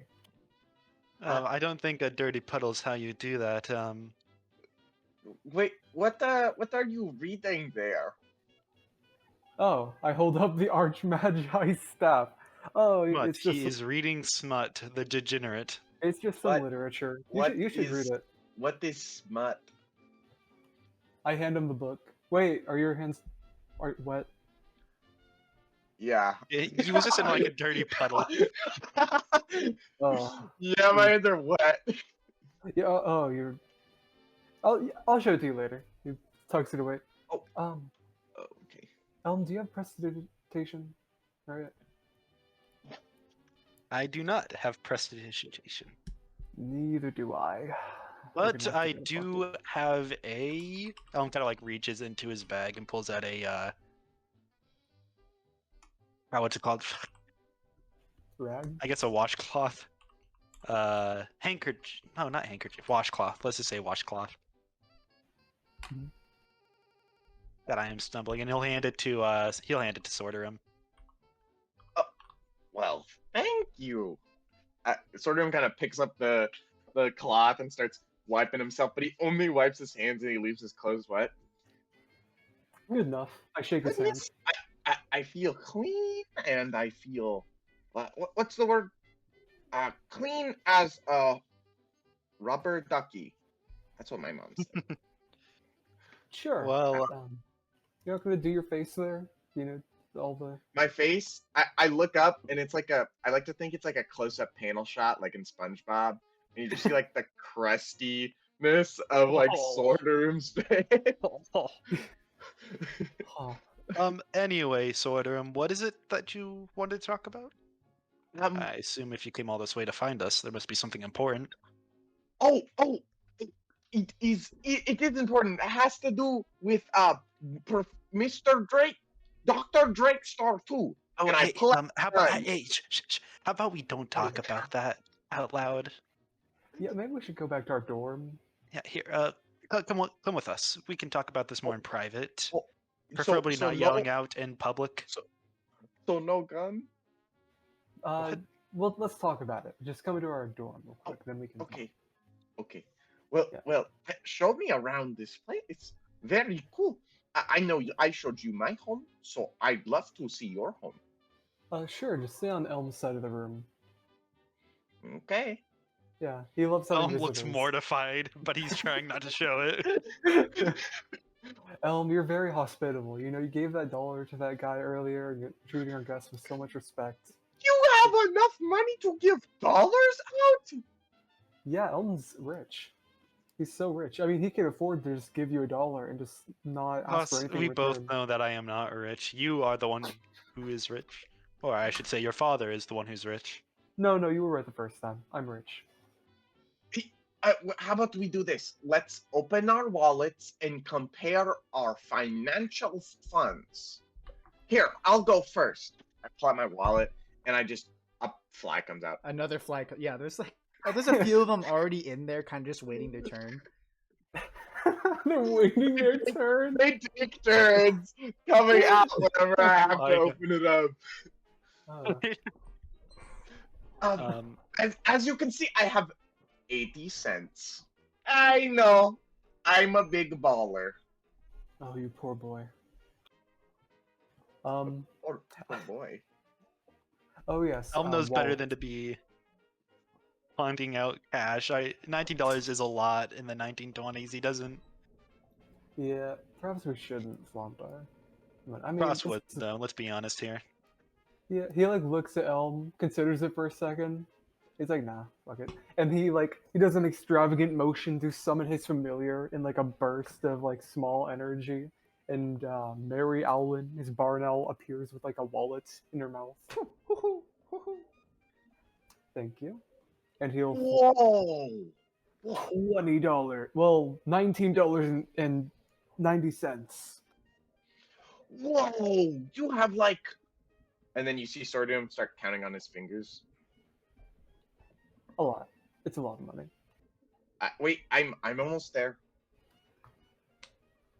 Okay. $19.10. $19.10 more. Not 90 cents, but yeah, you're mostly correct. Well, I have. Yeah. Sorry. It's perfectly fine. And he'll send his wallet away with Mary Owlin again, dismissing them. Anyway, if we're going to discuss the Drake Star and that sort of business, we should really do it in private. Come along. And Elma's going to start walking to the dorm. He'll point out a few stops along the way. So what's that place over there? That right there, that is the cafeteria. Yep. And what do you do at this cafeteria place? You eat. Mhm. To be honest, I prefer eating off campus, though. True. Whoa. They feed you in your home? What? Do they?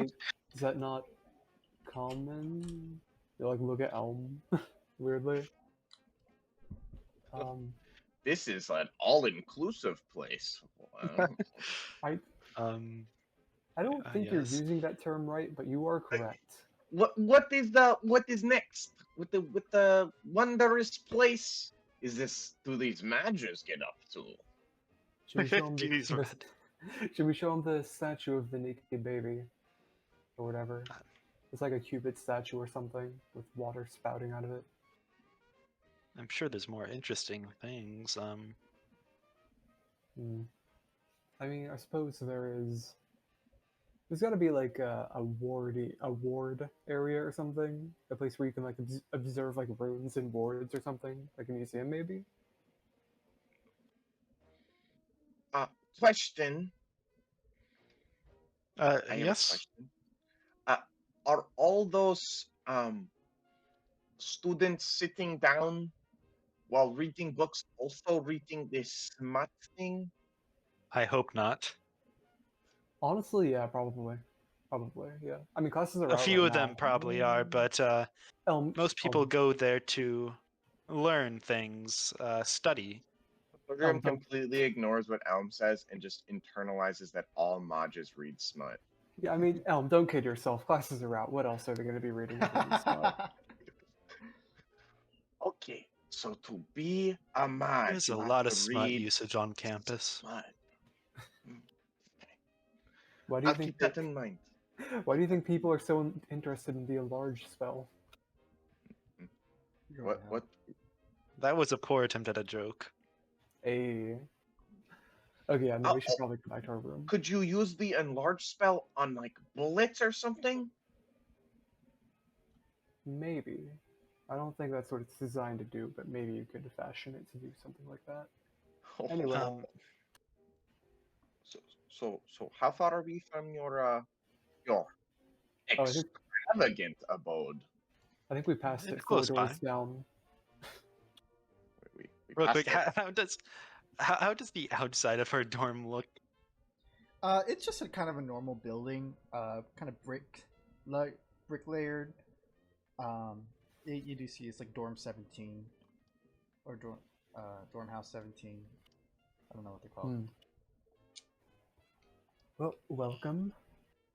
We'll like lead Sword in. Yeah, Sordum starts smelling the air. it's very elegant, very clean. I mean, this is a pretty prestigious university, so like, yeah, you walk through. I mean, it is nice. Just like no grime. Every step you take kind of actually like leaves just a little bit of. Actually, something interesting happens. Every step you take, like you kind of leave like this dirty footprint. You see like the dirt kind of dissipate ever so slightly. Yeah, like the actual room itself is extremely clean, though it is very messy on one side. Well, Just- so That would be your side cross. Yeah. Whoa, this place is cool. Who does the floor thing? What do you mean? You know, like My shoes. That wasn't That was in the hallway. If you guys are already in the dorm room, then that. Oh, okay. That was in the hallway. Like magic floors. Jeez, I wish I had that in real life. So is this where? Is this how mages live? I look at the dorm room. Like I said before, Elm side is like clean. His bed has a pillow in the middle for his meditation. Serpent of the West figurine. Kind of tools neatly kept in place on his desk. Sort of. You do notice the Serpent of the West figurine if you're a big fan of the legendary gunslingers. No, you also like these guys? Yes, I suppose you could say. He's just lost for words. Hold on. Let me get to mine. And you see a sort of goes through his backpack and he pulls out a Serpent of the West figurine, except it's completely like it's like it's broken. It's like the legs are twisted. There's like parts of the thing that are just like smudged. You can't even tell what it's supposed to be. I have my own copy too. Hmm. Oh, Impressive. I know. nice. Do you want it to be fixed? I could try to mend it. Fixed? This is how they sold it to me. They said it's vintage. I took it. So the leg is bending forwards. And it's clay, so it's even weirder. Well, you never know. Perhaps this was one of his moves. Bullet from leg. Bullet But from leg. By the way, this guy did not walk. He was famously crippled at the spine. That's like one of like his 3 notable features. Yeah. Of like had a renowned. Perhaps he had robot legs that shot bullets. So what the I fuck are you don't talking about? I don't think he did from what I saw. A goblin mechanic can hope.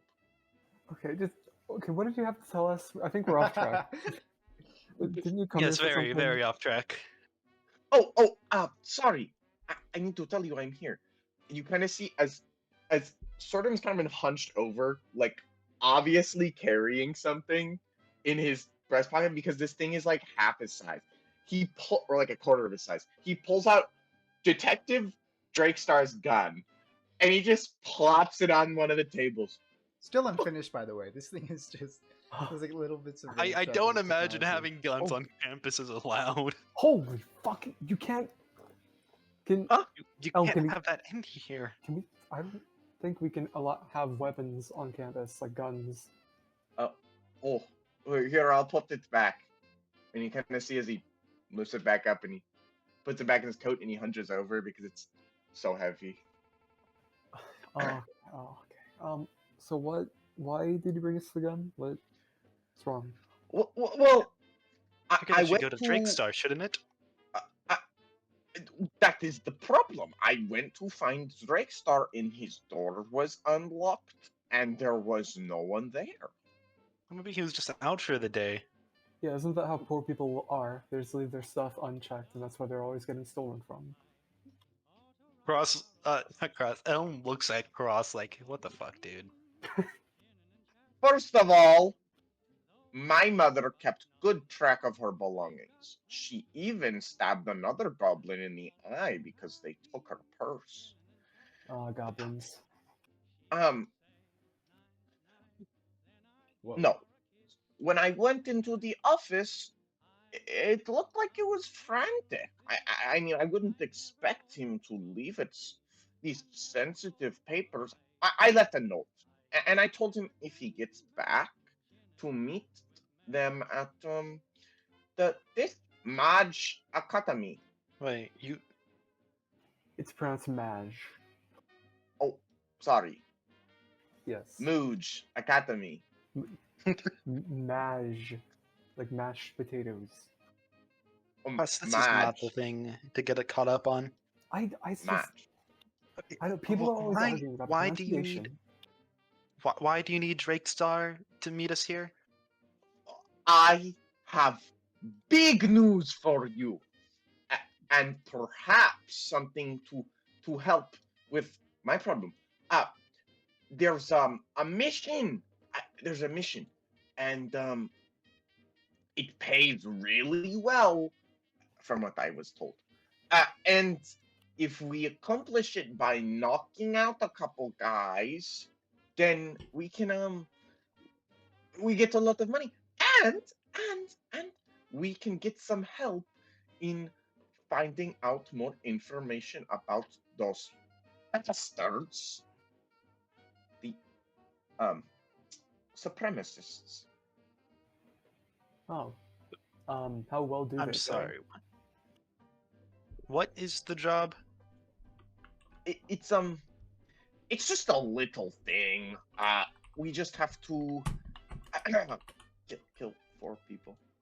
I'm sorry, what was that? Yeah, what? I couldn't quite hear you. We have to. I We have We to have heal to, 4 um, people? I'm not no, a. no, I don't no, know no, any no, healing no. magic. No, it's not heal. Wait, you don't know any healing magic? No. I we're mean, not I that- know not any magic. I know a few medicinal techniques though. Maybe that dragonborn woman. I should have asked her for help. No, Um, no. hey, hey. Real quick. Sorry, Sword. Can you not mention that to anyone? What she did? Mention what? Just don't Wait, I'm sorry. mention the Dragonborn woman at all, okay? To anyone. Oh, I think it's just best if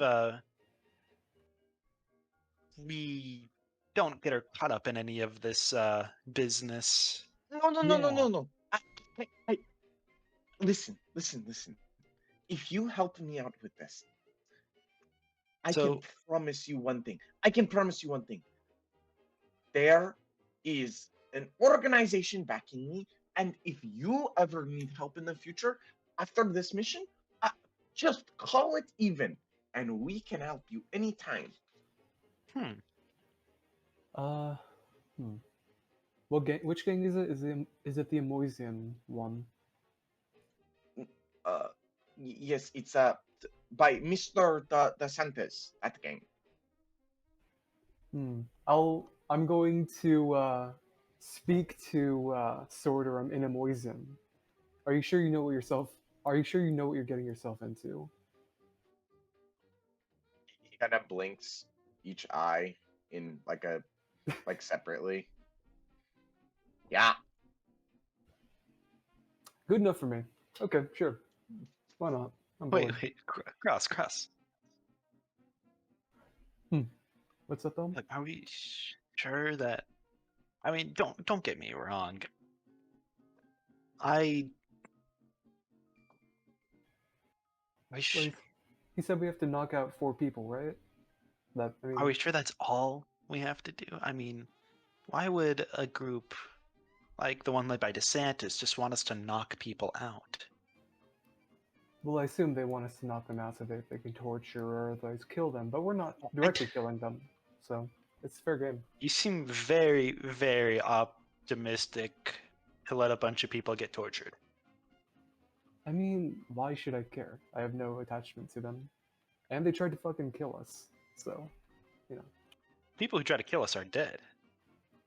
Well, I assume the people who tried to kill us are connected to the people we're going after, right? I'll turn to the goblin. The same group, right? Yeah. See, They're evil people, from what I was told. They drink blood of baby, and I Shot was me? told that they were spawn of demon. Yeah, Can they I shot roll me. insight? Yeah, you can roll an insight for sure. He's like saying all these things and not that they just That's almost wisdom. killed. I have a Sorderum, +1. Sorderum, that can be a persuasion or a deception check. Um, Your choice. well, I have a -1 in charisma anyway, so I got a 12. I'm gonna roll. I'm gonna roll Can I- I'm gonna roll can I a give- persuasion check.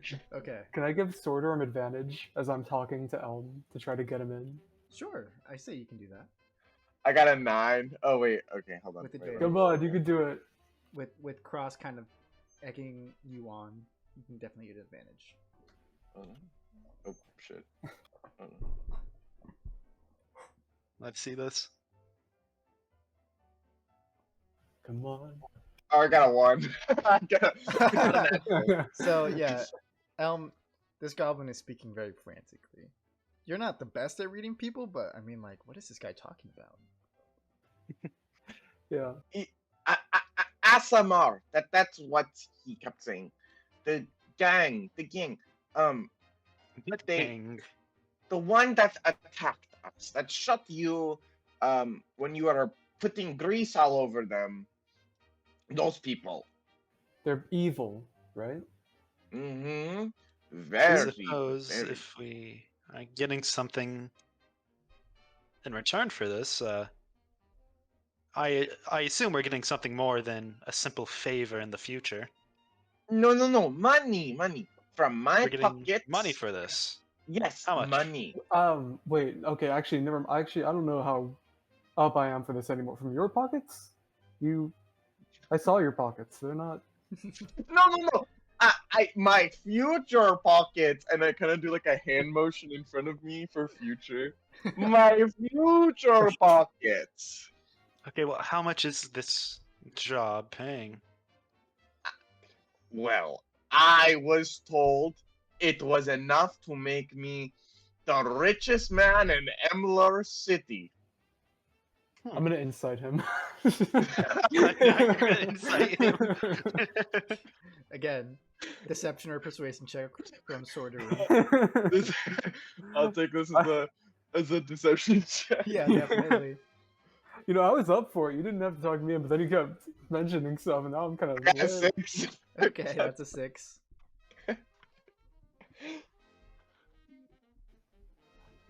Yes, you gotta 8. trust me. Yeah, Cross I is got it. lying. I got an 8. Oh,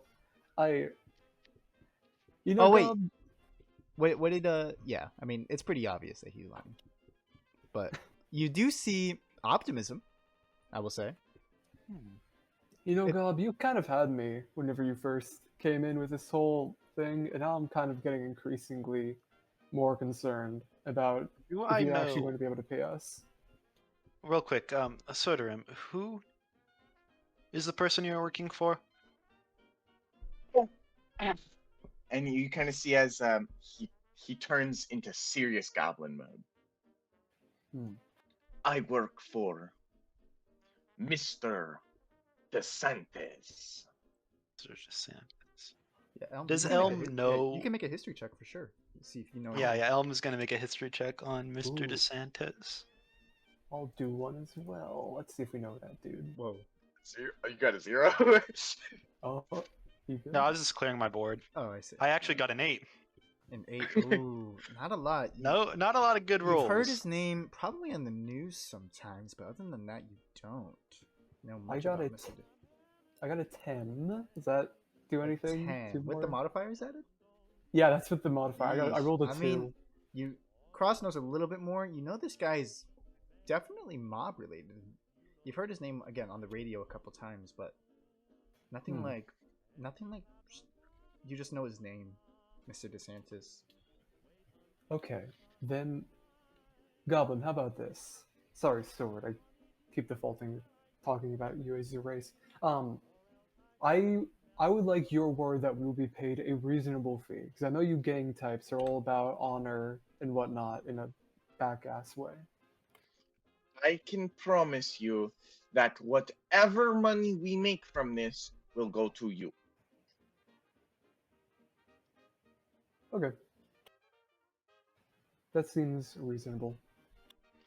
Oh, But oh, then- oh, oh. And I have one more thing to say. This gang of sorts, they use. Would I know if they were using if they were selling illegal products? You know that the Rossi family, which is the family you work for, they make most of their money selling guns. That's like where a lot of their money get. But you can make a history check on maybe some other Amoisian families who you think maybe you can get some product from through connections.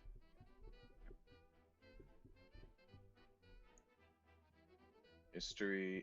What's the modifier for that? Intelligence, and then proficiency, obviously, if you got If you're it. proficient. Uh, yeah. It's gonna be 7 plus. Does a 10 get me anything? A 10, you know that the other families do illegal stuff. You're not quite sure what they do. But you definitely know that the Rossis sell guns. A lot of guns. Well, let me show you something special. Now let me give you a little test of Mr. Drakestar's gun that I, part of the dear Rossi family, an expert mechanic and expert gunsmith, have made. Alright, pull out this gun. Hey, no, no, no, no, I no, don't. no, I don't. no, Not on campus. I feel like that's a very bad idea. We should not be on campus when you do that. Yeah, like it should not. Maybe like I- later. It's not loaded. Oh, okay. What? I was showing you the specs on it. I didn't know if you. Oh, okay. Okay, sure. That's fine. I'm not a monster. Like, what do you think I am? Jeez. Do you think every goblin does this, huh? Yeah. Isn't that how Oh. they are? Looks at Cross like, what the fuck, man? Is that not like common? No? You Cross, you really got to stop listening to your dad so much. What, is this not normal? What do you... Sorry. Okay, you go on. You can do it. Oh, you know what? I turn away from Cross and I look at him. Look, Elm, let me show you what this gun can do. All right. As you can see, from one night in my workshop, I have not only improved the barrel, but also the stability of the rifle. There were some problems with it. Basically, it looked like it went through a war or something. But I fixed it back into tip-top shape. Can I make a perception check to see how well he did it? Sure. Yeah. I thought. Or the and if you want to detectives- get your hands on it, maybe you can make an investigation instead. Ooh. Sword. I thought the Okay, detective yeah, had a... investigation. I Sure. thought the detective had a for it. handgun, not a rifle. Did you make it into a rifle? 15. 15. Hmm. Yeah, I mean, what were you trying to do again? I'm sorry, I totally just blanked out. I'm trying to see if it's like, if the work looks as good as he's describing it. Oh, and for sure, I mean, it's been about a night since Sorderum's been working on this, right? He got it yesterday. A project like this could take like a week or so. So you see the beginnings of like a project of modifying a gun, but other than that, I mean, it looks all right. I will say this is some fine craftsmanship, especially for one night. Yeah, I ate a lot of sunflower seeds. Like, are you sure that this is going to be worth the risks, especially onto us with Dima? That is true. Is this how hush hush is this? This is very under the wraps. I have one man who will pick us up in a car. I don't know if they have those on campus, but he will pick us up in a car and will drive us to the specified location. And How open is it? Which part of the city are we going to? Alj, was I told what part of the city they're going to? You were not, but give me an intelligence check to see if you're able to, forget the word, infer where it could be. Yep. I feel like I would know since I know what the gangs are. Yeah, so go ahead and just make me an intelligence check. If you fail, then 18? you could just 18, lie to yeah. us. Well, you know, somewhere in South Riverton, that's where a lot of the Asimar are. That's where the O'Connor gang is, who is the people you're gonna hit. It would be in South Riverton. Like I said, it's mainly Asimar that we're going after, and the people specifically that, well, turned us into Swiss cheese. I've never had it, but I see it in stores, and kind of reminds me of what happened to us. Can you Rust, get are us- you up for it? This will be a big risk. Do you think you could get us some disguises, maybe, so we don't have to risk? It would be our- good, especially with us casting magic. It might be a bit noticeable. I have just what you need. And you see Sordum pull out a jar filled with dirt. No.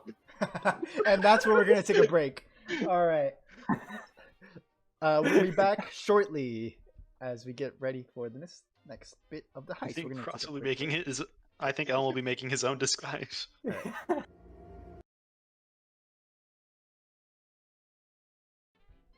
And we are back. All right. So, where we last left off, I think Mr. Soderum pulled out a jar of dirt. Yep. So what I was thinking was that we can put this kind of dirty stuff all over your eyes, and they won't even know. Yeah.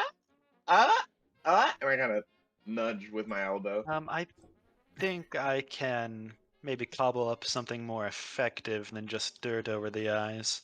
Elm's kind of going to go to his closet and rummage around a bit. Yeah, I think I'm going to just not put dirt all over me. I guess I'll have to. Sordum has like a flash of enlightenment, and then runs out into the hallway and smears some dirt on the ground to see what happens. It slowly begins to disappear, but ever just slightly. Whoa. I smear a big smiley face on the floor. See the smiley face begin to fizzle out. Please stop messing around with the cleaning spells. But it's an analogy for life.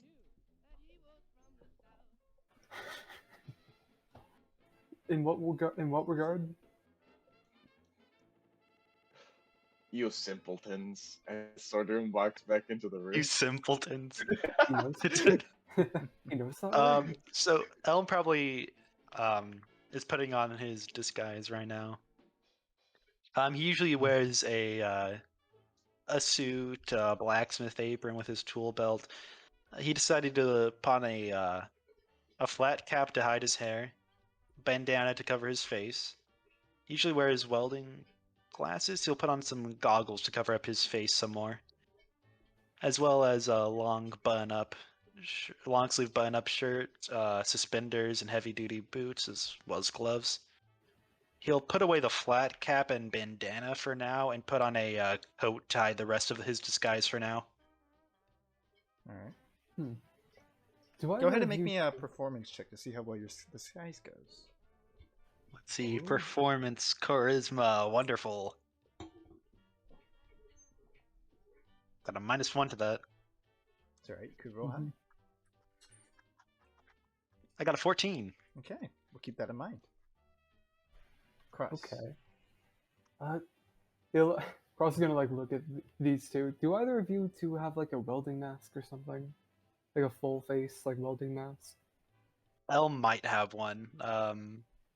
One moment. I might have one. He'll kind of rummage around. He does have some, like, I guess that sort of stuff for some of his more, well, I guess, metal-based artificery. He pulls aside some goggles, glasses, and finds, like, a welding mask in the very back. It's a bit dingy, not in the best condition. Oh, perfect. You'll be able to suspect I'm in something this weathered. Okay.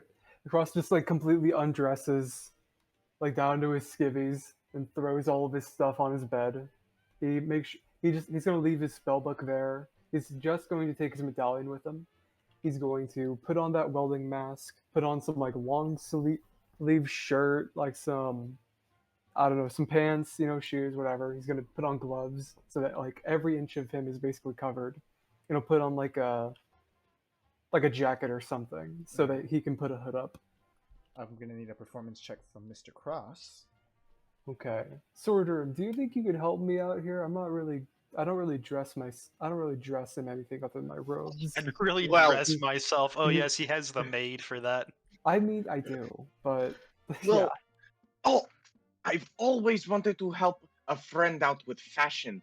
As you can see, I'm very fashionable myself. As he looks down and he points at his clown shoes that he has on. you hear an audible gulp. Can I Well- roll? Let me help you. Let me help you with Oh. that. All right, Oh, you can fuck. definitely get the help action for that. So go ahead and roll Yeah. with advantage. I That's get just to a roll straight roll. flat. Yeah, just a Yep. flat roll. All right. because you are Please. exhausted. Was the studying worth it? It was. Well, we'll see.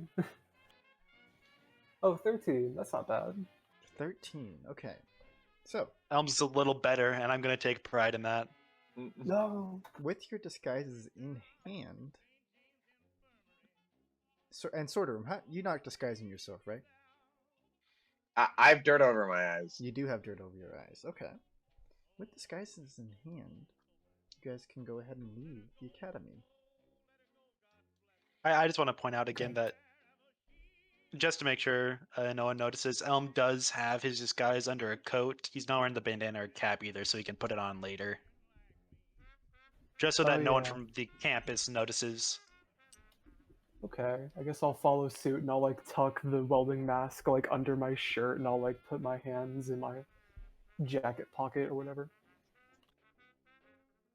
So, Sorterum, where are we headed?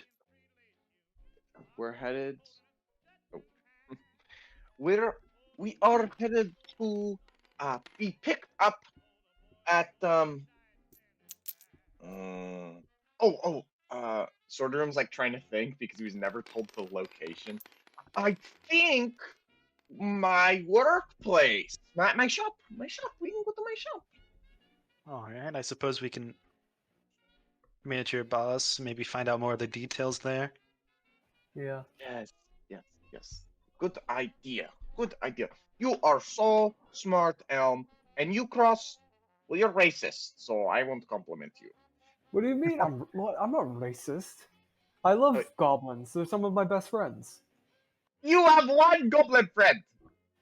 Yeah. Okay. Well, you convinced me. I guess you're not a racist. Ah, attaboy. All right. So you guys, we'll say over some hours, you guys make your way back to Sorterum's workshop. And Sorterum, you actually do see a car waiting in front of it. You see this kind of like black automobile, flat top at the. I think that cool-looking vehicle is ours. Huh. You think we could all get cars after this job? I think that's a little out of my price range. Yes. No. As I open my wallet again, We and shouldn't spend money on noticeable things like that. We are committing, well, a crime here. A very serious one. I don't Assault. know. I am battery. rich. Your father Assault? is rich. Well. He does I love sort of- reminding him that. Yeah. He doesn't want him to get too cocky. Sorderum walks up to the cab and like looks back at them and goes like, "I got this," and walks up to the cab and he kind of suave walks over. And by the way, his head's barely reaching the bottom of the window.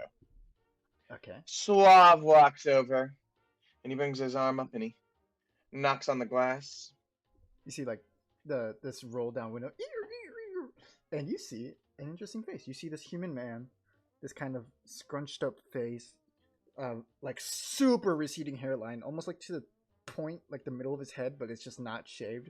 This guy is like, and a widow's peak that's just like Mount Everest of widow's peaks. This thing is just right there. Kind of graying on the side.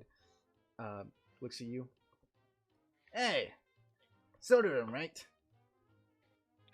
That's the name. Fight. Right. I mean, doing jobs is the game. Oh, I heard that. Listen, I'm supposed to take you down to North Rivington, right around the block, and then pick you up. Oh, I turn around. Guys, I think this is the place. Whoa. We're your friends here. Sorterum.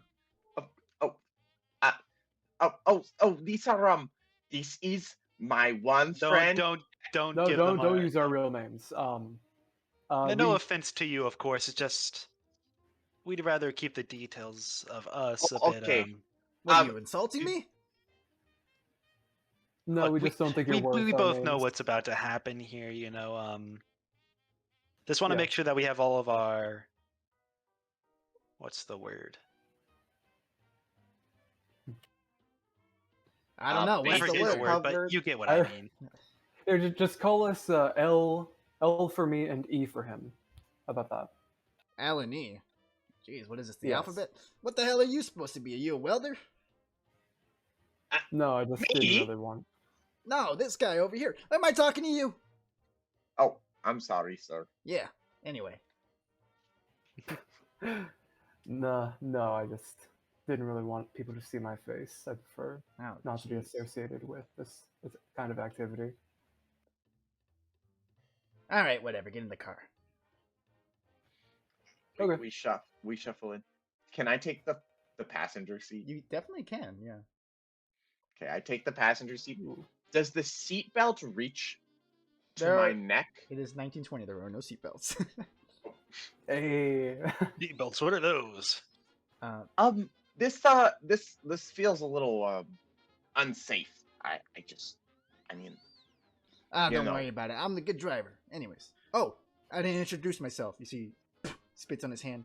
Poly mattress hole. Holy mattress hole. I would shake it. Can we shake his hand at the same time? Yeah. Oh, what the hell is some kind of hand thing going on? Sawyer, I might. I- Forget. We're all good friends here. We're all really good friends, and you see, as there's a giant. Elma's starting to stupid regret this grin. more and more by the second. There's a stupid grin across Swordroom's face as he just vigorously shakes both of their hands. Yeah, I look just- at that little hand three-way going on. I like it. I like it. I just don't shake their hands at all. Just You like, see, okay. the guy notices. What? Am I insulting to you? No, I don't know. It just Oh, feels fucking weird. tough guy here. Come on, shake my fucking hand. I don't. They're spit. It's like I don't- slimy. Yeah, so Oh. what? That's how you know you're good for it. I'm good. I'm as good as my word. Even through My the name glove, is Poly Mattress Hole, after all. Oh, fine. Wait, Ugh. how did you get that name? What? How did you get that name, sir? What? That's just my name. Poly Mattress Hole. Don't need to talk about it, right? Yeah. I'll just like shake out my hand, even though it was on the glove, like all this goo and stuff. I still shake it out. It is like loogied up, like a little strand that exits your hand. Oh God. Okay. Okay. Get over yourself. Whilst you He doesn't drive say his a name. He says L. He says L. I forgot. Yeah. Whilst you drive, I'm going to be doing some hand motions in the back. Don't mind me. Wait. All right. We. I would like to remind you, Juice, that if we do need to, we both know the Mantec language. Yep. I got you. All right. I'm gonna take you So- to a little spot called Harvey's Haven. All right. You're gonna go take some guys. You're gonna go shoot them up, real good style. All right. Shoot. We're going to incapacitate them, right? Fucking hero over here. No, you're gonna go kill him.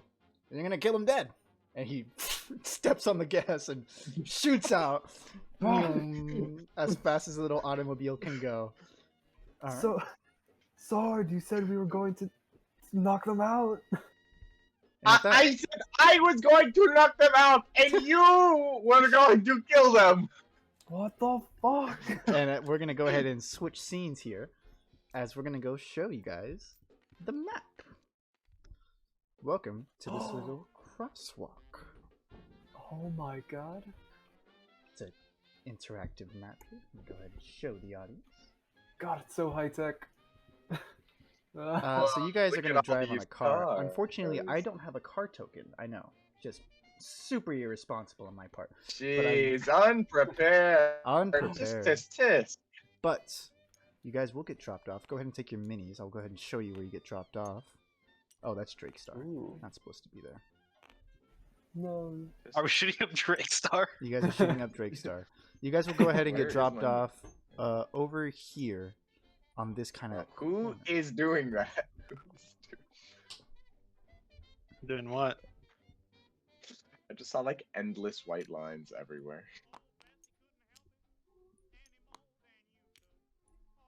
Okay. Guys, we gotta be professional. Yeah, yeah. Gotta of be course. professional. Gotta be professional. Oh yeah, on our drive there, I'm going to ritual cast detect magic just so I can have it prepped for whenever Okay. we get there. So, as you guys get dropped off, you guys will get dropped off here on this corner. I'm gonna go ahead and take off the video. Ooh, okay.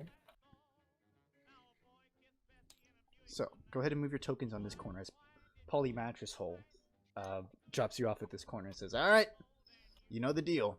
Instantly, as you guys look around this kind of alleyway area, you notice there's a couple of passerbys on the street. Not exactly Asimar, but you do notice 4 distinct Asimar kind of guys. They're in these kind of like gangster clothing, pretty ramshackled. I mean, you've seen Amoisian gangsters, and these guys aren't dressed as well.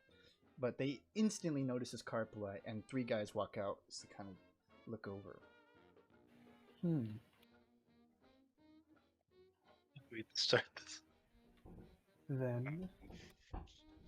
So we're in our Oh, full we're disguises there. and everything, right? Yep. And Polly Mattress Hole goes, "Go, go, go!" and runs a red Okay. light. Oh, Jesus Christ. That's the real You crime see here. one Not of the obeying traffic laws. one of the Asimar goes, "And who is this supposed to be, eh?" As he walks up to us, can I can sense the presence of any magic within 30 feet of me. Do I sense any from him? You are not. Other than the natural magic that comes from an Asimar. Ooh, okay. I'll like whisper to the others. He's not a mage.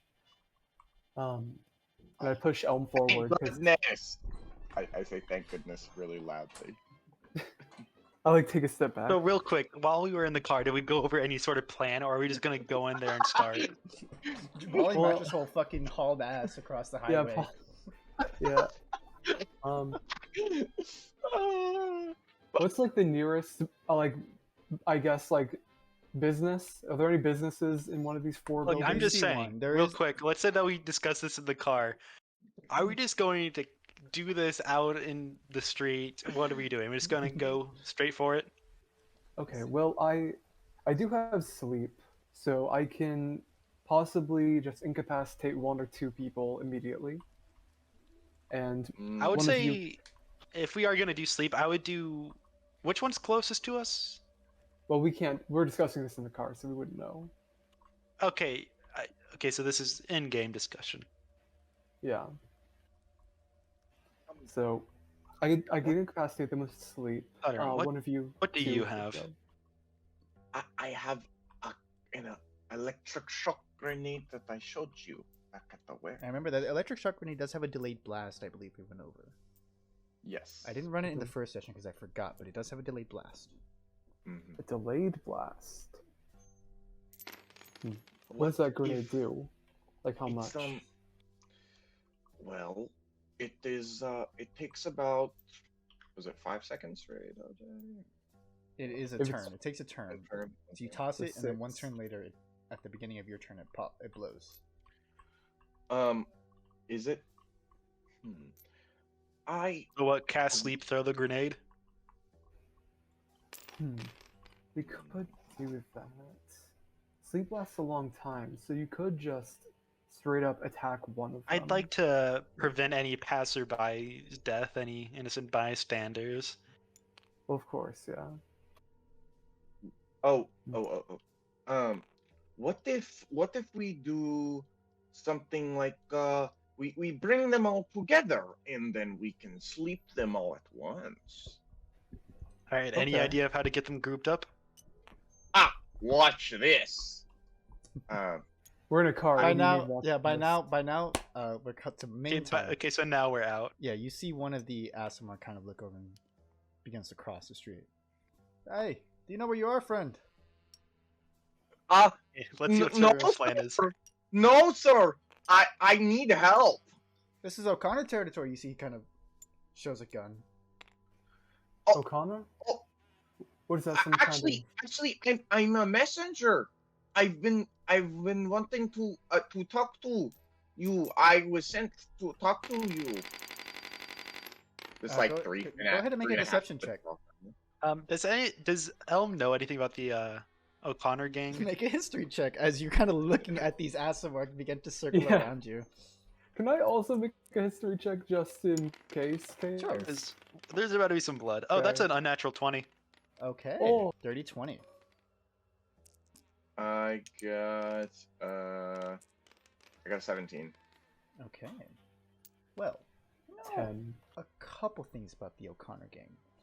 With a dirty 20, you know actually a little bit. You know that it was founded pretty recently. It's one of the newer kind of gangs in this city. It's this kind of Asimar group together. They kind of work together to both commit crime but also keep a stable place for themselves in Elmer City. With the dirty Would 20, Elm know like what kind of crimes they usually commit? usually just petty crime. I mean, gang crimes, not petty crime. Like they're a gang. I mean, they rob people, they shoot people. It's just kind of like this. It's It's kind of like not as centralized as the Amoisian Mafia, but it is an Asimar kind of central gang, sent as Southern Endrish. All right. Yeah, and you would Elma's notice- going to note that and let Soderham just do what he's doing. So, what did you get on the deception roll? I got a 17. 17. Okay. Oh. You see, he kind of like, he still has his gun out, but he's kind of looking. All right, then. Say what you're gonna say. Well, I can't do it here. There's people in public. I was told that I need to be in a place where you all feel okay with me, and yeah. You see, he kind of looks around to the other Asimar, the two across the street and one kind of further down. He says, "I'm fine here, actually." Say what you're gonna say, You Goblin. find right here. Aye. Well, let's just say it has to do with product that we're dealing. Elm is going to Elm is seeing how the situation is playing out. He's going to get ready to cast Thorn Whip. He's gonna Okay. Is Elm kind of hiding these? What does the Thorn Whip consist of? Like verbal, somatic? he's not casting it right now. He's just like Yeah, mentally but- preparing himself to. Oh, mentally. Thorn Whip is. Well, if he's gonna let me hold an look. action, he's gonna begin casting it. That's kind of like how. Okay, holding okay. action Yeah. I see goes. what you mean. I see what you mean. Yeah, when you hold action, you actually have concentration. Yeah, on it's that spell. verbal, somatic. Okay, so yeah, And Elm begins kind of incanting stuff, and this guy goes, "Oh shit!" Can I roll a stealth for that actually? Actually, go ahead Try and to make hide me a it? sleight of hand. It's still verbal, Ooh. so he can hear you saying things. But if you want to try to hide the somatic, which is the more obvious kind of thing, Sleight of hand, that's Dex. That's just a Mhm. +1. Come on, you got it.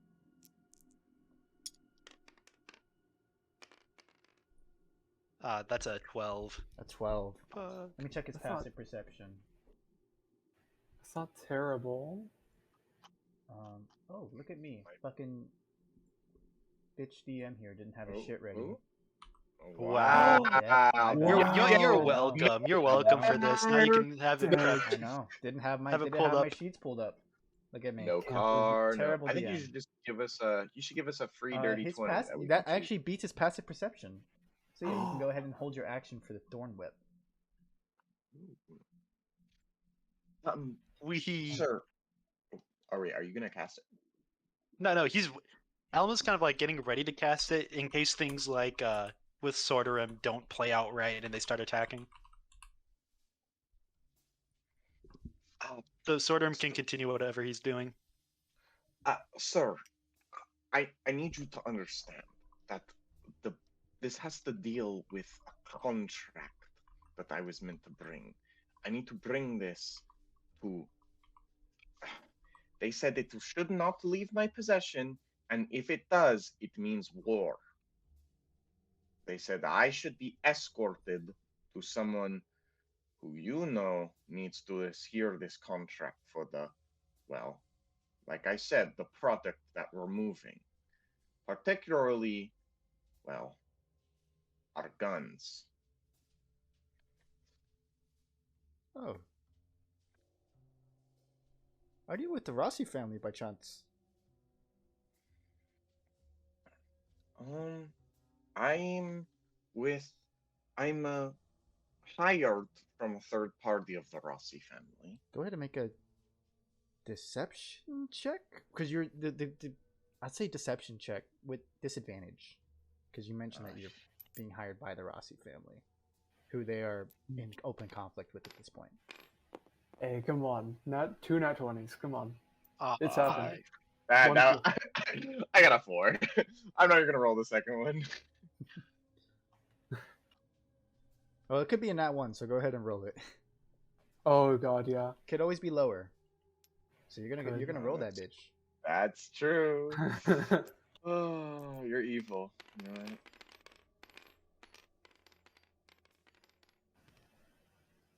A 2. Yep, there you go. Wait, no, that's a 3, right? Yeah, it's a 3, but I have a -1 on charisma. Oh. You see, he pulls no. out a gun, points it at you. I'm gonna tell you one last time, friend. You're gonna get out of here.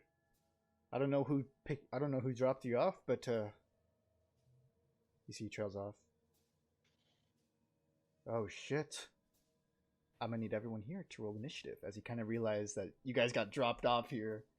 Yeah. He kind of got wise. Everyone, That's fair. roll initiative. I'm gonna go ahead and roll initiative for yay! these fellas. Initiative, fun. And I roll with disadvantage. Hey. Shouldn't have studied before committing murder. Wait, no, it's actually not that bad though. 13. Okay. Well, we'll go ahead and run through initiative numbers in a minute. I'm just gonna go ahead and get this going for my dudes. Okay, so I'm thinking Hey, 17. I'm gonna try to sleep those two guys together. I'll have to try to finesse it so that the civilian isn't in the way. Maybe I could try to target this guy and this guy by like spreading the sleep in the middle of them.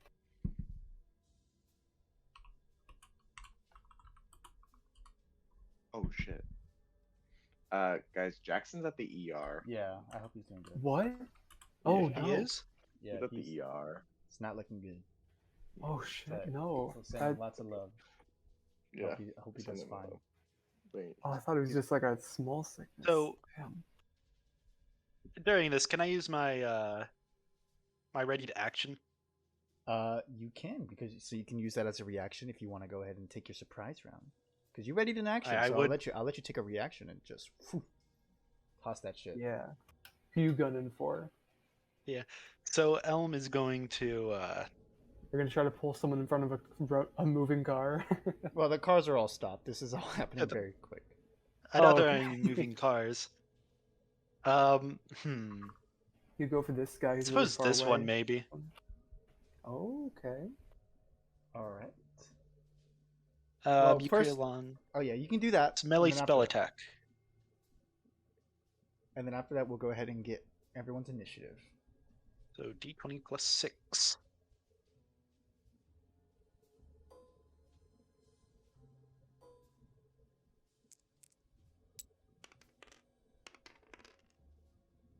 Oh, that's cruel. Does a 13 hit? Does a 13 hit? It might. These are like 13 runs. does Oh, hit. Oh, okay, Oh. sweet. So Elm is attacking the one right here. Okay.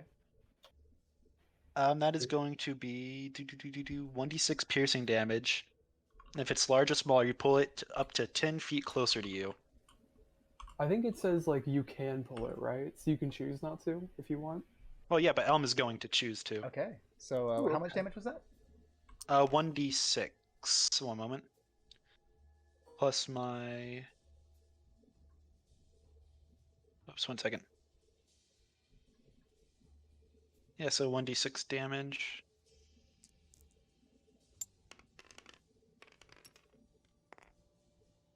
Four. Real quick, do you add your intelligence modifier to the spell?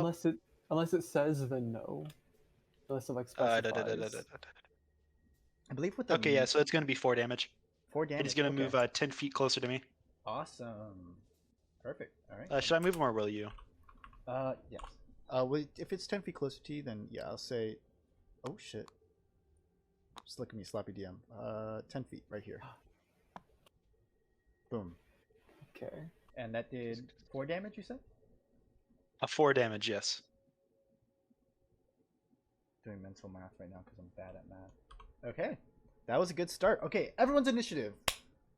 I got a We'll start 13. with 13 for Lyric. Very good. Okay. Let's see. Elm. All right, Juice. What'd you get? 10. A 10. Okay, still pretty good. Yeah, not the worst thing, especially with disadvantage. Cross. All right, and Sorderum, what did you get? I got 17. 17. Okay. Oh.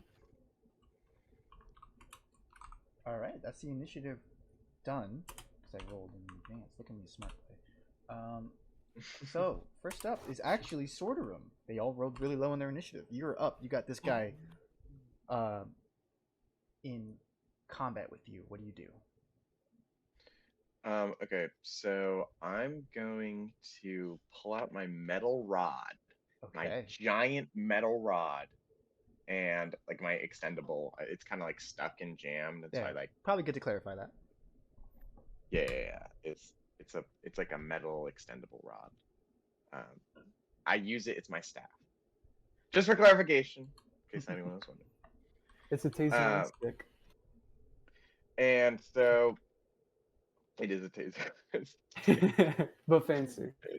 It's a fancy taser on a stick. And I look him square in the eyes with a gun pointed at my face, and I go fight or flight, and I just swing at him. Okay, and I'll say you avoided a tense moment because you didn't really have time to react. So go, yeah, you can definitely do that. Okay, sounds good. I'm rolling for. It's gonna just be. I'm just rolling d20 plus strength modifier to see if I can hit his. If I can penetrate his armor class, right? Yes. 18. 18 Oh wait, definitely actually, hits. wait, hold on. Sorry, 20.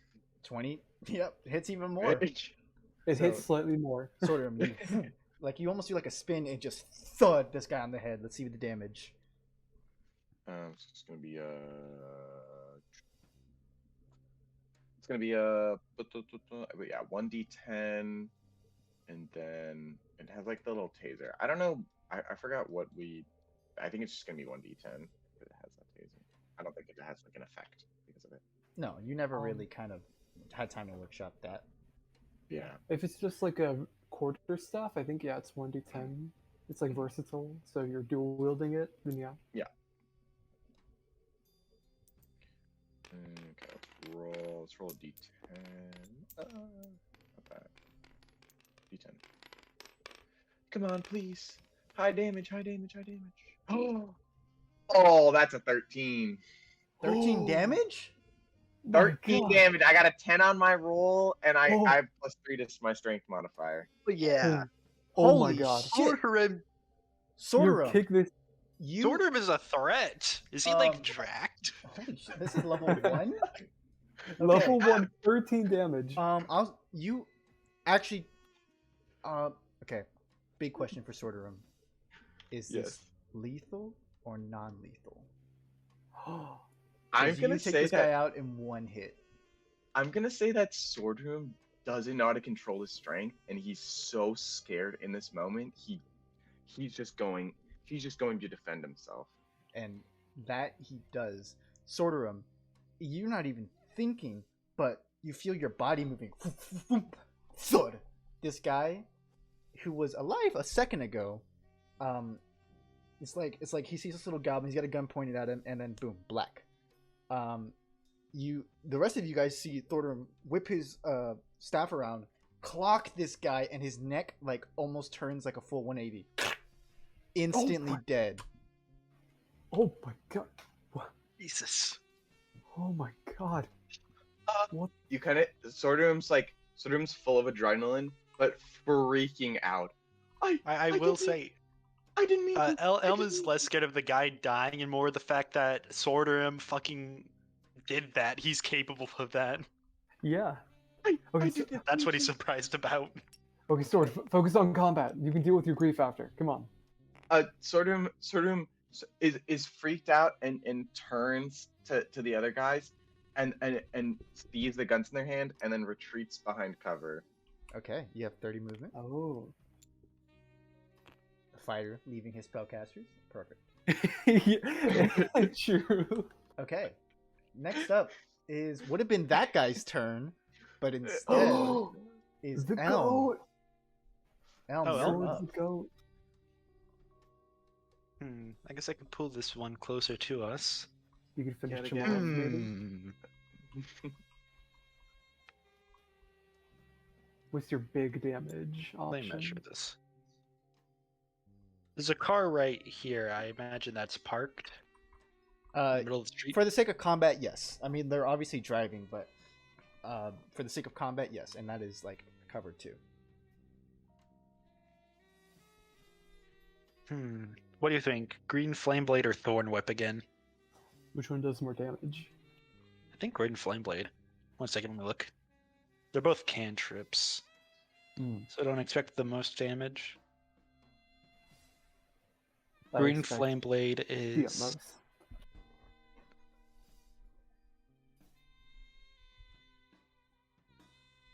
Oh, never mind. Doesn't really do damage. It kind of just. It'll only be useful if like there's multiple enemies grouped up. In which case, I'm going to use Thorn Whip again. Okay, Elm, go ahead and cast Ooh. Thorn Whip. By the way, I will say, you've already casted magic, but there are civilians, and they are watching. They just saw this magic erupt from you. But it's a bit late now. I figure, Alright. what other choice do I have? Yeah. Let me roll the hit. Do the civilians get a turn to run away, or do they just like start at like the beginning? Oh, of the nat round? 20. Holy shit! Oh, double damage down Wow. on spells. I was worried about not having Drakestar here. You guys don't fucking need that guy. Holy Yeah, shit! they're just Oh my carrying. god. Straight up carrying. That's double dice, right? That You is have double double- dice. Specifically because you did an attack roll. Yeah. That's going to be 5 damage. He's going to get pulled 10 feet closer to me. So you get the Storm Whip. It slashes across him. Ah! And he's pulled 10 feet towards you. Right there. Ooh. Now, if he tries to use guns, you'll have a disadvantage, right? Yes. Well, Sweet. yeah, Only this guy. if he This guy. sprays. Yep. Well, you don't know what kind of guns they have, but Elm, you do have movement, but you're in 5 feet with this guy. No, I'm not moving. Okay. True. Next up is the civilians. They're gonna see this magic being cast and this guy dying, and you see a commotion. Actually, they're gonna run. This one makes it out. Understandable. So that's the most realistic thing anyone has done ever. Give a wide here. Okay. You hear one of them say, "Oh, call the police! Mashes!" Fuck. Well, at least I only saw one mage. Well, some of them are still here. This one is still here. This one They is off didn't the board. dash? No. Drats. Alright, next up. Cross, you're up. Speaking of mages, Okay, so that one guy is still alive, right? the guy in front of Elm, yes. Okay. I will. Do you think that this? Here, you can see my cursor, right? I can. Do you think that this guy and this guy are within 40 feet of each other? Well, we actually do have a measurement tool. Let me Okay, go cool. grab it.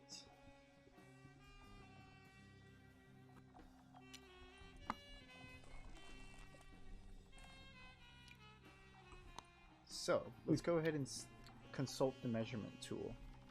We do a little measurement. You're able to click on your figure and then just move the little thing, so you can like grab cross and then move this and you can see. Oh, but you want to measure between them? Yeah. Let's see. Yeah. These two guys. They're kind of in 25 feet. If Okay. it's like a sphere or a circle, I do have tools for that too. Yeah, it's a 20-foot radius sphere Okay. or circle. I mean, Let me grab that for you from you.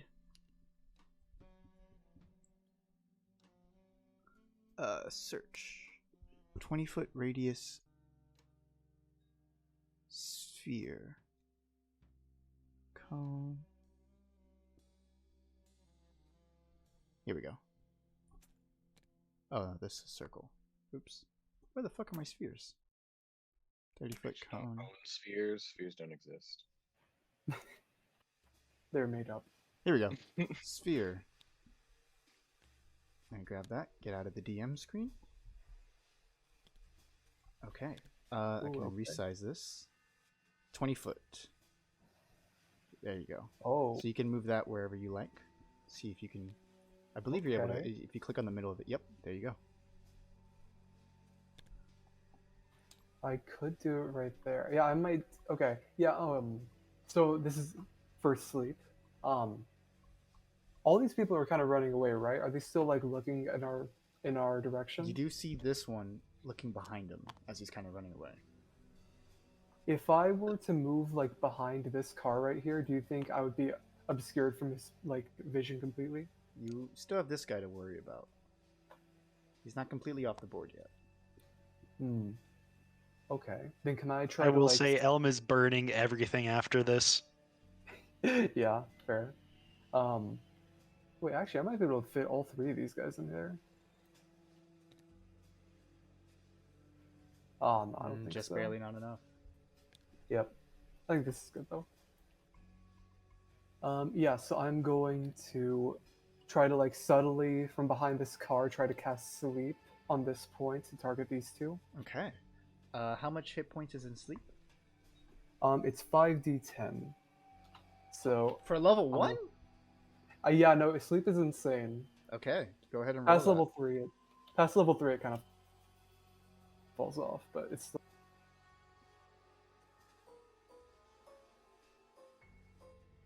Okay. I roll, baby, come on. Okay, you have a total of 17. 17. Yep, it starts with the lowest health. So, however many hit points they So have. this if it's- guy does go He's unconscious. down 9 hit points from Elm. Yeah, down 9. And I do think unconscious is one of these. Let me check. Yeah, they become unconscious for 1 minute.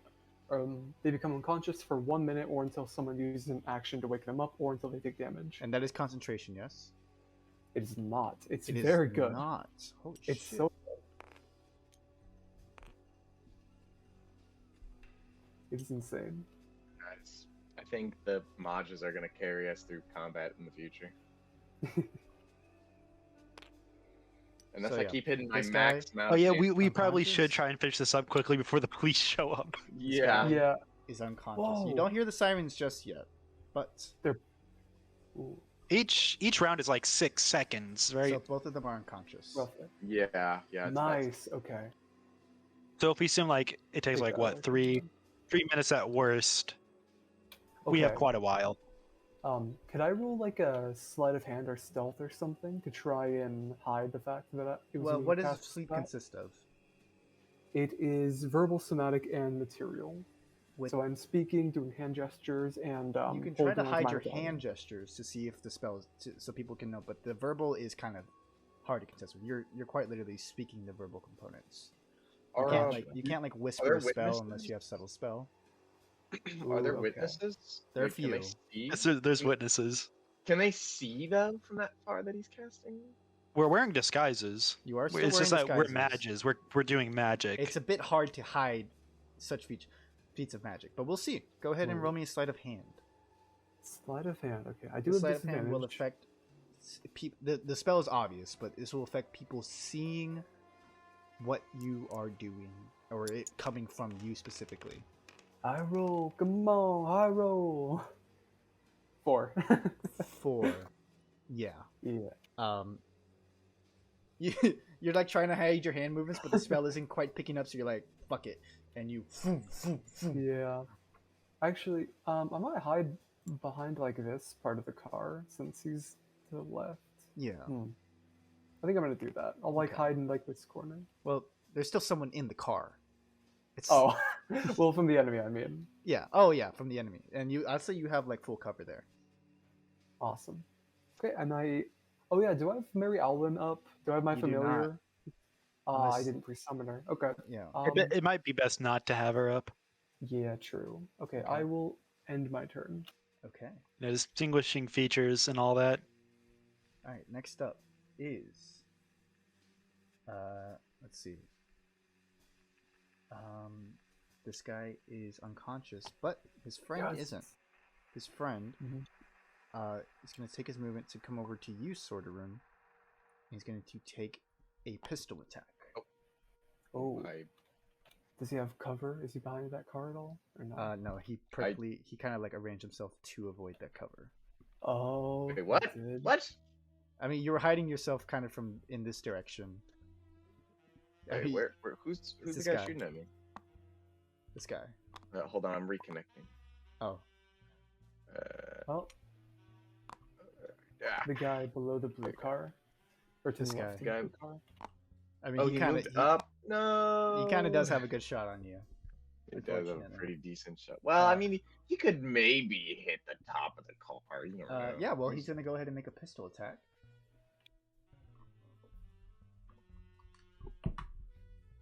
Ooh, not good. That's a 20 to hit. Oh, Holy shit! even with half cover, I think Does that that would hit. is that crit? Is that double damage? No. It was a dirty 20. Sorry. Oh, okay. Yeah, 20 hits. So, he's gonna go ahead. Ooh. He rolled pretty good. 9 piercing damage as his pistol rings out, hits you like right on the shoulder, like beneath your clavicle almost. Oh no. Is he? How's Sortarum looking? It finished for 9 damage. Huh? Oh, you were lagging out. You bit lagged out a there? bit. He's hurt. Okay, yeah, that was Hello? a Can you big. guys hear me? Yeah, we can hear you now. Yep. Okay. Ooh. That was a big shot from that guy, and that's gonna be his turn. His friend is unconscious. His friends are unconscious. Back up to the top of the round with Sortarum. Sorghum is like freaking out, but physically, like super exhausted. Because just got a bullet wound. Mentally, out of whack because that was their first kill, and that was an accident in their mind. They weren't meant to do that. But he doesn't really have a choice right now. So is there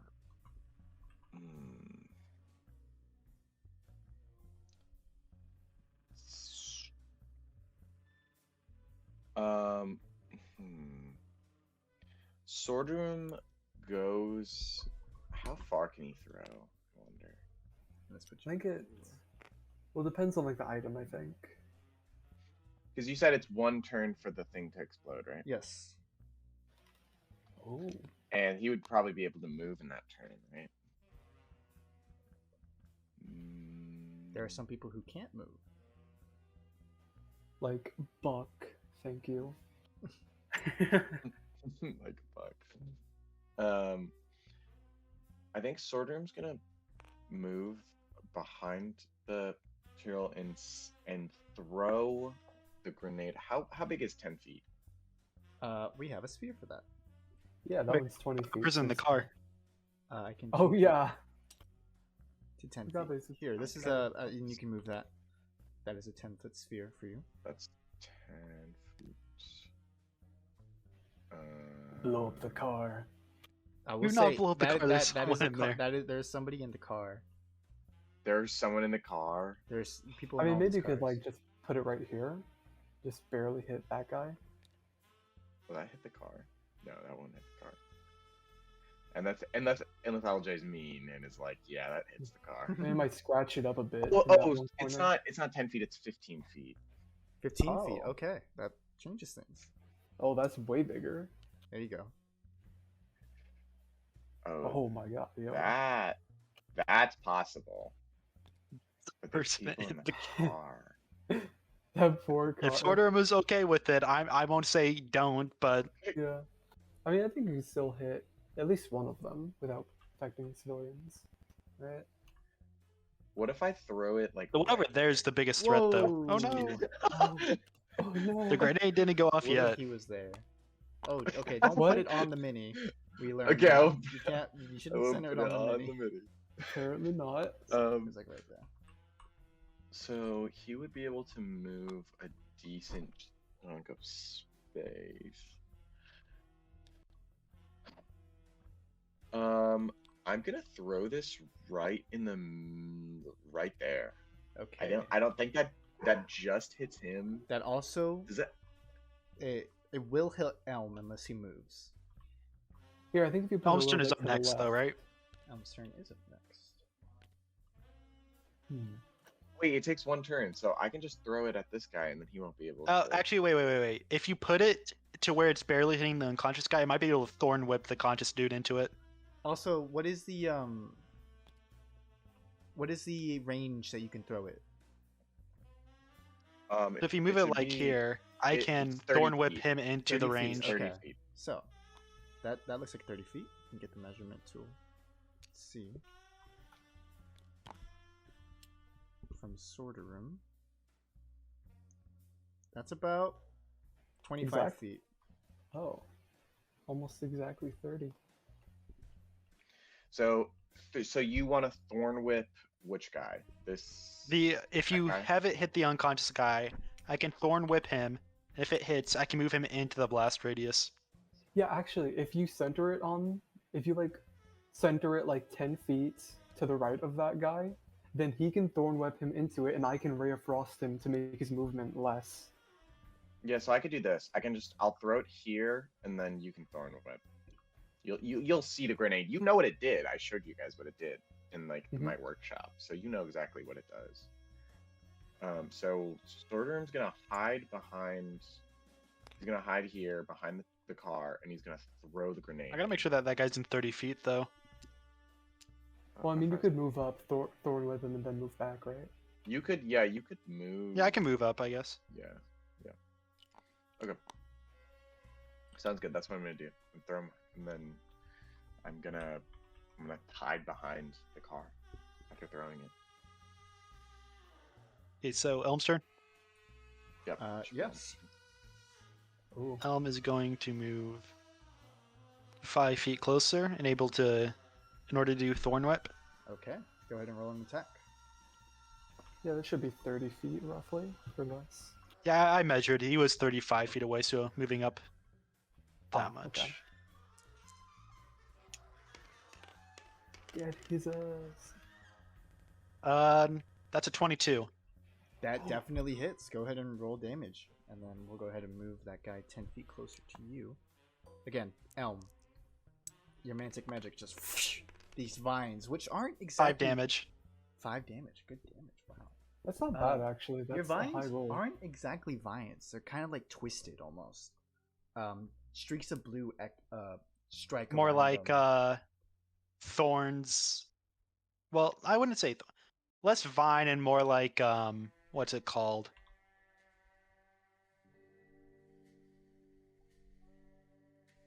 What is it called? Sorry, I forget. I keep on forgetting all the stuff I'm trying to describe. You It's can okay. describe it. Go ahead. I'm sorry. Yeah, it's kind of like these streaks of blue that kind of trace around it. They wrap around, and while most vines they're kind of like natural and self-defense, this is very offense. Like this magic is intended to harm. You whip him closer into this thing, and he sees like this kind of little green, this little machine thing beeping, and he's like, "Oh fuck." And Elm is going to move the fuck away from that. Okay. Good game. Try to stay 5 feet away from me so they don't spray. Right? I think that's The that's cars the in range on blast it. radius or no? I don't think so. No, But it might as be long a as little the bit- occupants of the cars, as long as like that front The driver's front seat, part. yeah. I will move 25. He has 25 feet of movement. I'll move here. Okay. Okay. Sounds And good. that is his turn. After that, And it then is the rest of the civilians. They're going to evacuate. Understandable. So when does it detonate? At the start of your turn. Oh, okay, got it. The top of the round. Okay. All right. Basically, yes, this is the first. Next up is Cross. Okay. Ray of Frost is 60 feet. That is definitely within this guy's range to him. Let's see. Bomb. 60 feet? Definitely. Yeah, that makes it. And I am going to... We should target the guy who's still up. The unconscious guys are going to go after. They still have, like, I think 4 more... No, it's 10 turns. So 8 more turns. It's this 10 turns. Yeah, they are not surviving that. Yeah, it's 1 minute. It's insane in combat. I think I'm going to Ray of Frost him. So I Okay. will have to make an attack roll. Go ahead and make that attack roll. Oh, it's with disadvantage, yeah. I don't think Because so. you decided That's to ability study. checks. Oh, it's disability checks. Yeah, it's oh, just okay. ability checks. Oh, hooray. Oh, thank God. Come on, baby, come on. Did it? What? Oh, okay. There we go. Be good. 12 to hit. Ooh. 12 just hits. Go ahead and roll damage. Yes. Okay. Let's do We are this. slaughtering these guys. Jeez. We're just rolling well. I think last time we didn't roll very well, but now we No. are.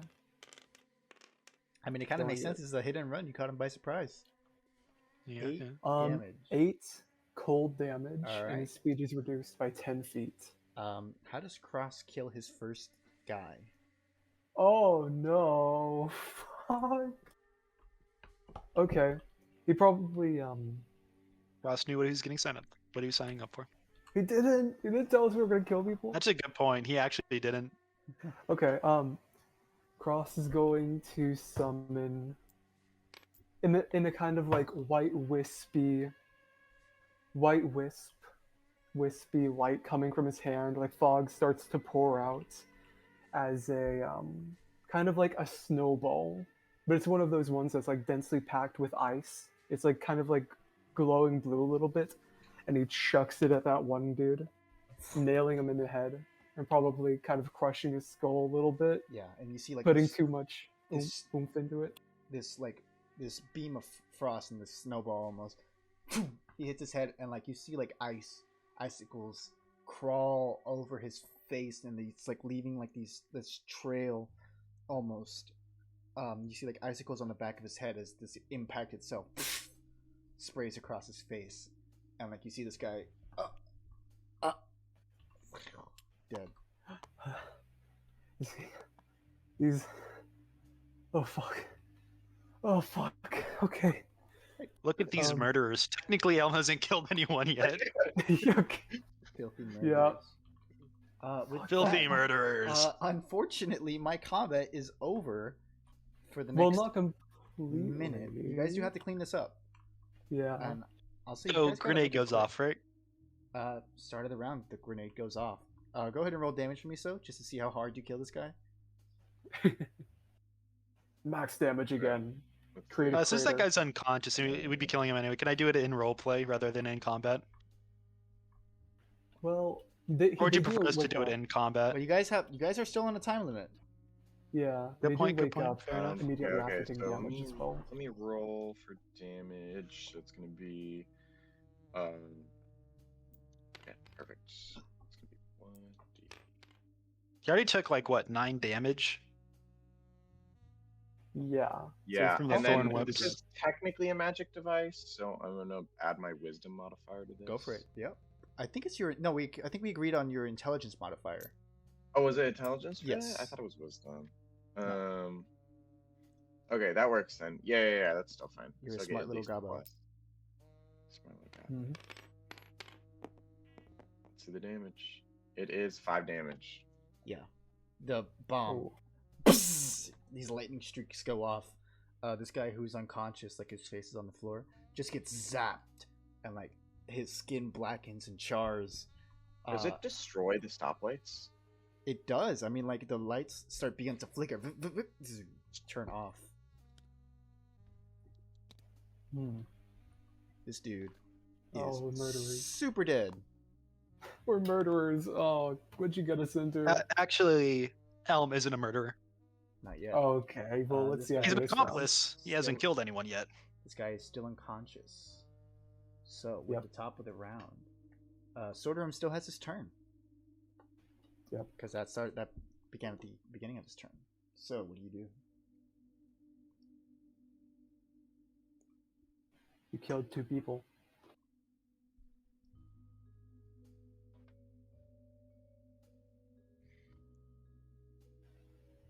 Two people, and Sorghum is he's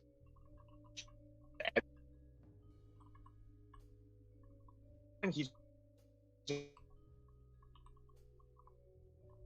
You're cutting out like super hard, Damien. You might want to redo that. 999 ping. Oh, Oh. He's gone. Yeah. Damien? could be an internet thing. Damn. It is definitely an internet thing. Oh no. He's still talking. He doesn't So know. one unconscious as what are they called? Asmir? Asimov. ASMR. Asimar. Yep. One unconscious Asimar versus the 3 of us. We'll go ahead and come back to Damien's turn. Okay. I believe it's Elm who's up next. You see this unconscious guy that Yeah. cross-slept. Elm's highest damaging thing right now is just Thorn Whip, so You have that's what he's advantage. gonna do. turns around his character. Oh, you're still. No, he's you're back. still. Oh. You. We couldn't hear you the whole time, by the way. You lagged the whole time. Damien. Okay, let's keep going. Damien. Can you hear me? He's still in his Oh, there you monologue. are. Can you hear me? Yeah. There you are. You Hey. were like doing Oh like a no, cutout my mo- monologue. Yeah, your Your monologue monologue. is gone. That shit is lost media now. You want to? I'm sorry. Rip. Here, do you want to redo it? It's- Yeah, take it Um, again. yeah, take it sure. again. Take it guess. again. Do it again. Do it again. Start from the Okay. top. Amaze us. So, Sorderum has just witnessed 2 deaths, which he knows as something a constant in his life. I mean, he's seen death all around. He's seen his parent, his mother. The only figure who ever showed him kindness, the one figure that gave him gifts, was a Nonsbach. She met her demise, and his brother, too. 2 deaths that he just witnessed, a representation of the 2 people he lost in his life. And he's the one that did that. They have families, too. They have people they love. They pointed a gun at his head, but it's because they were fearful of him. He's scared just the same way they are. But he looks at himself and he convinces himself that there's only one way to protect Ansbach. There's only one way to progress in this sick world. And maybe one day, he can use the law instead of his own hands to protect those that he loves. And he quivers behind the car, clutching his chest, as he feels it getting bluer It is glowing. and bluer and bluer. Do you spend your turn doing that? Do you skip your turn? Did you still Yeah, have an he's action, a bonus quivering. action, and a movement? I mean, if you I'm want, gonna say Elm that- can do it. You can use a full action to cry. Full action to cry. Yep. I'm gonna say that he's so shell shocked from like the whole scenario that he just passes his turn. Okay, we're gonna go Fair. to Elm then. Elm, this guy is Am I unconscious. close enough to get that? You did. You definitely are. 25 feet. If you run across the street, you can.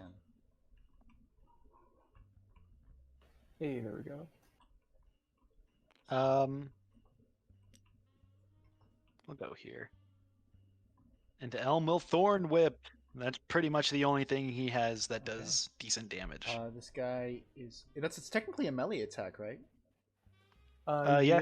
So go ahead and roll that with advantage because he's unconscious and prone. It's a Heck melee yeah. spell attack. Get him.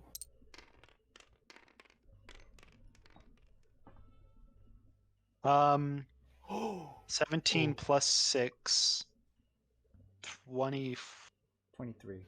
23. All right, yeah. Go ahead and roll damage, and that's an auto crit because he's unconscious. Oh, an auto Yup. crit?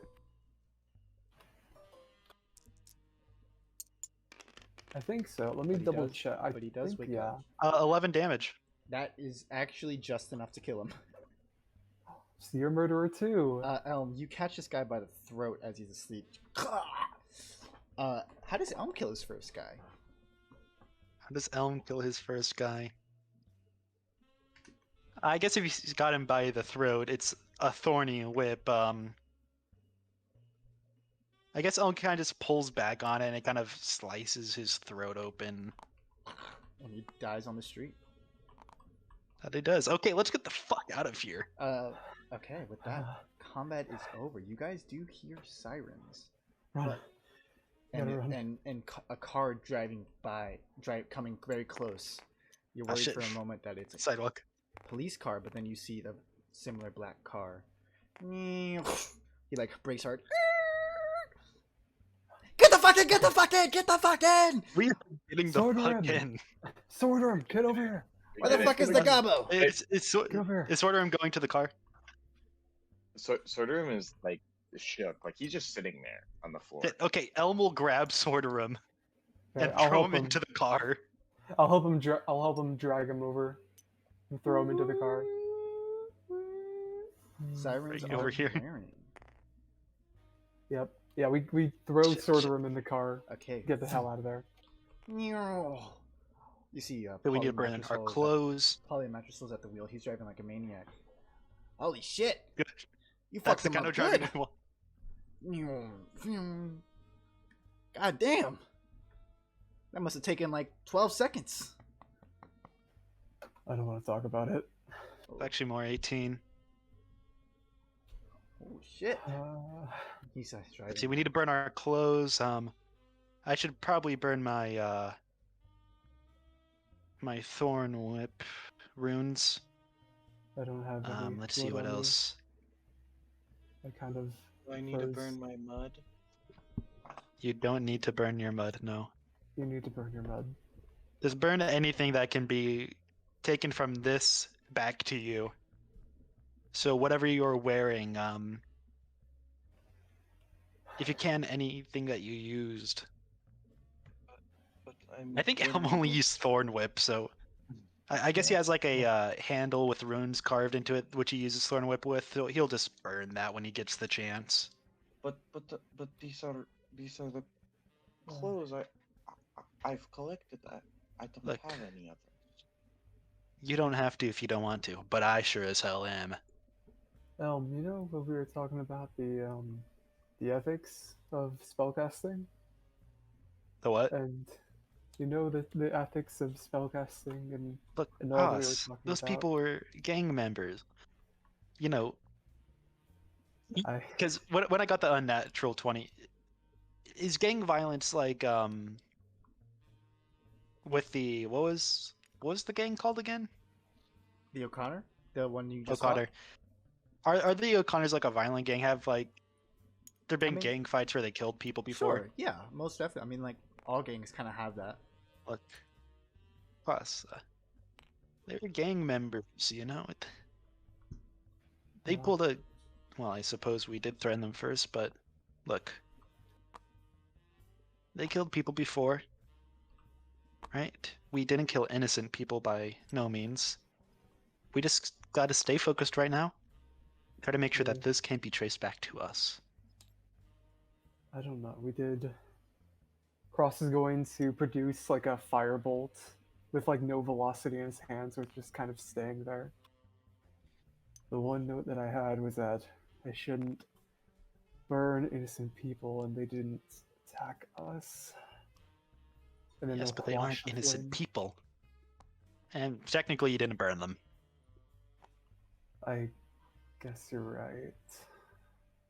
Yeah. Elm is notably way too Yeah. comfortable with this. Have you done this before? Is that what? No, I haven't. You're my friend, but you're weird sometimes, man.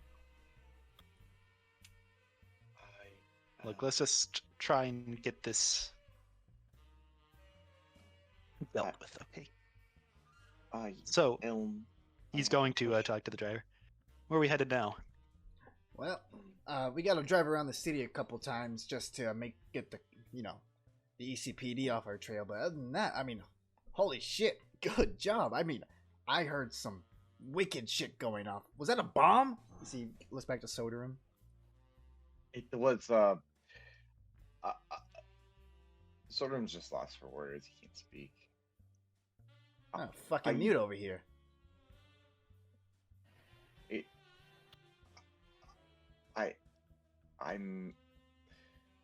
I'm sorry. Yeah, I'm not in my right headspace right now.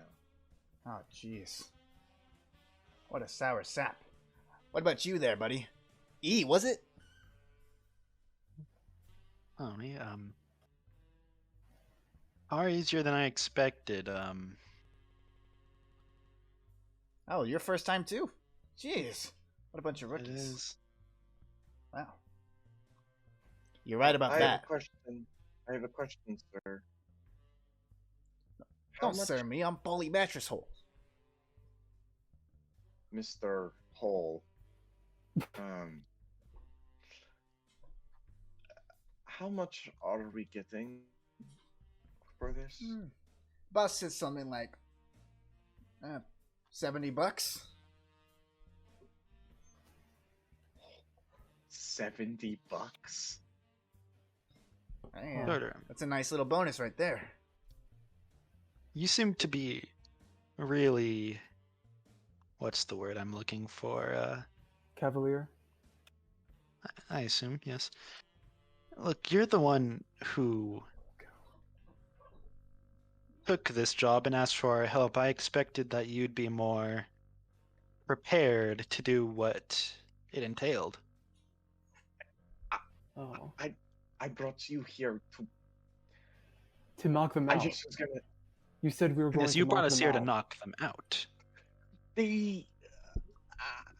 I was gonna knock them out. You. So we were the ones who were supposed to get our hands dirty. You hired us to knock them out. You didn't say that you would be the one knocking them out and we'd be doing your dirty work. Like, I'm okay with having this, about forgetting this, but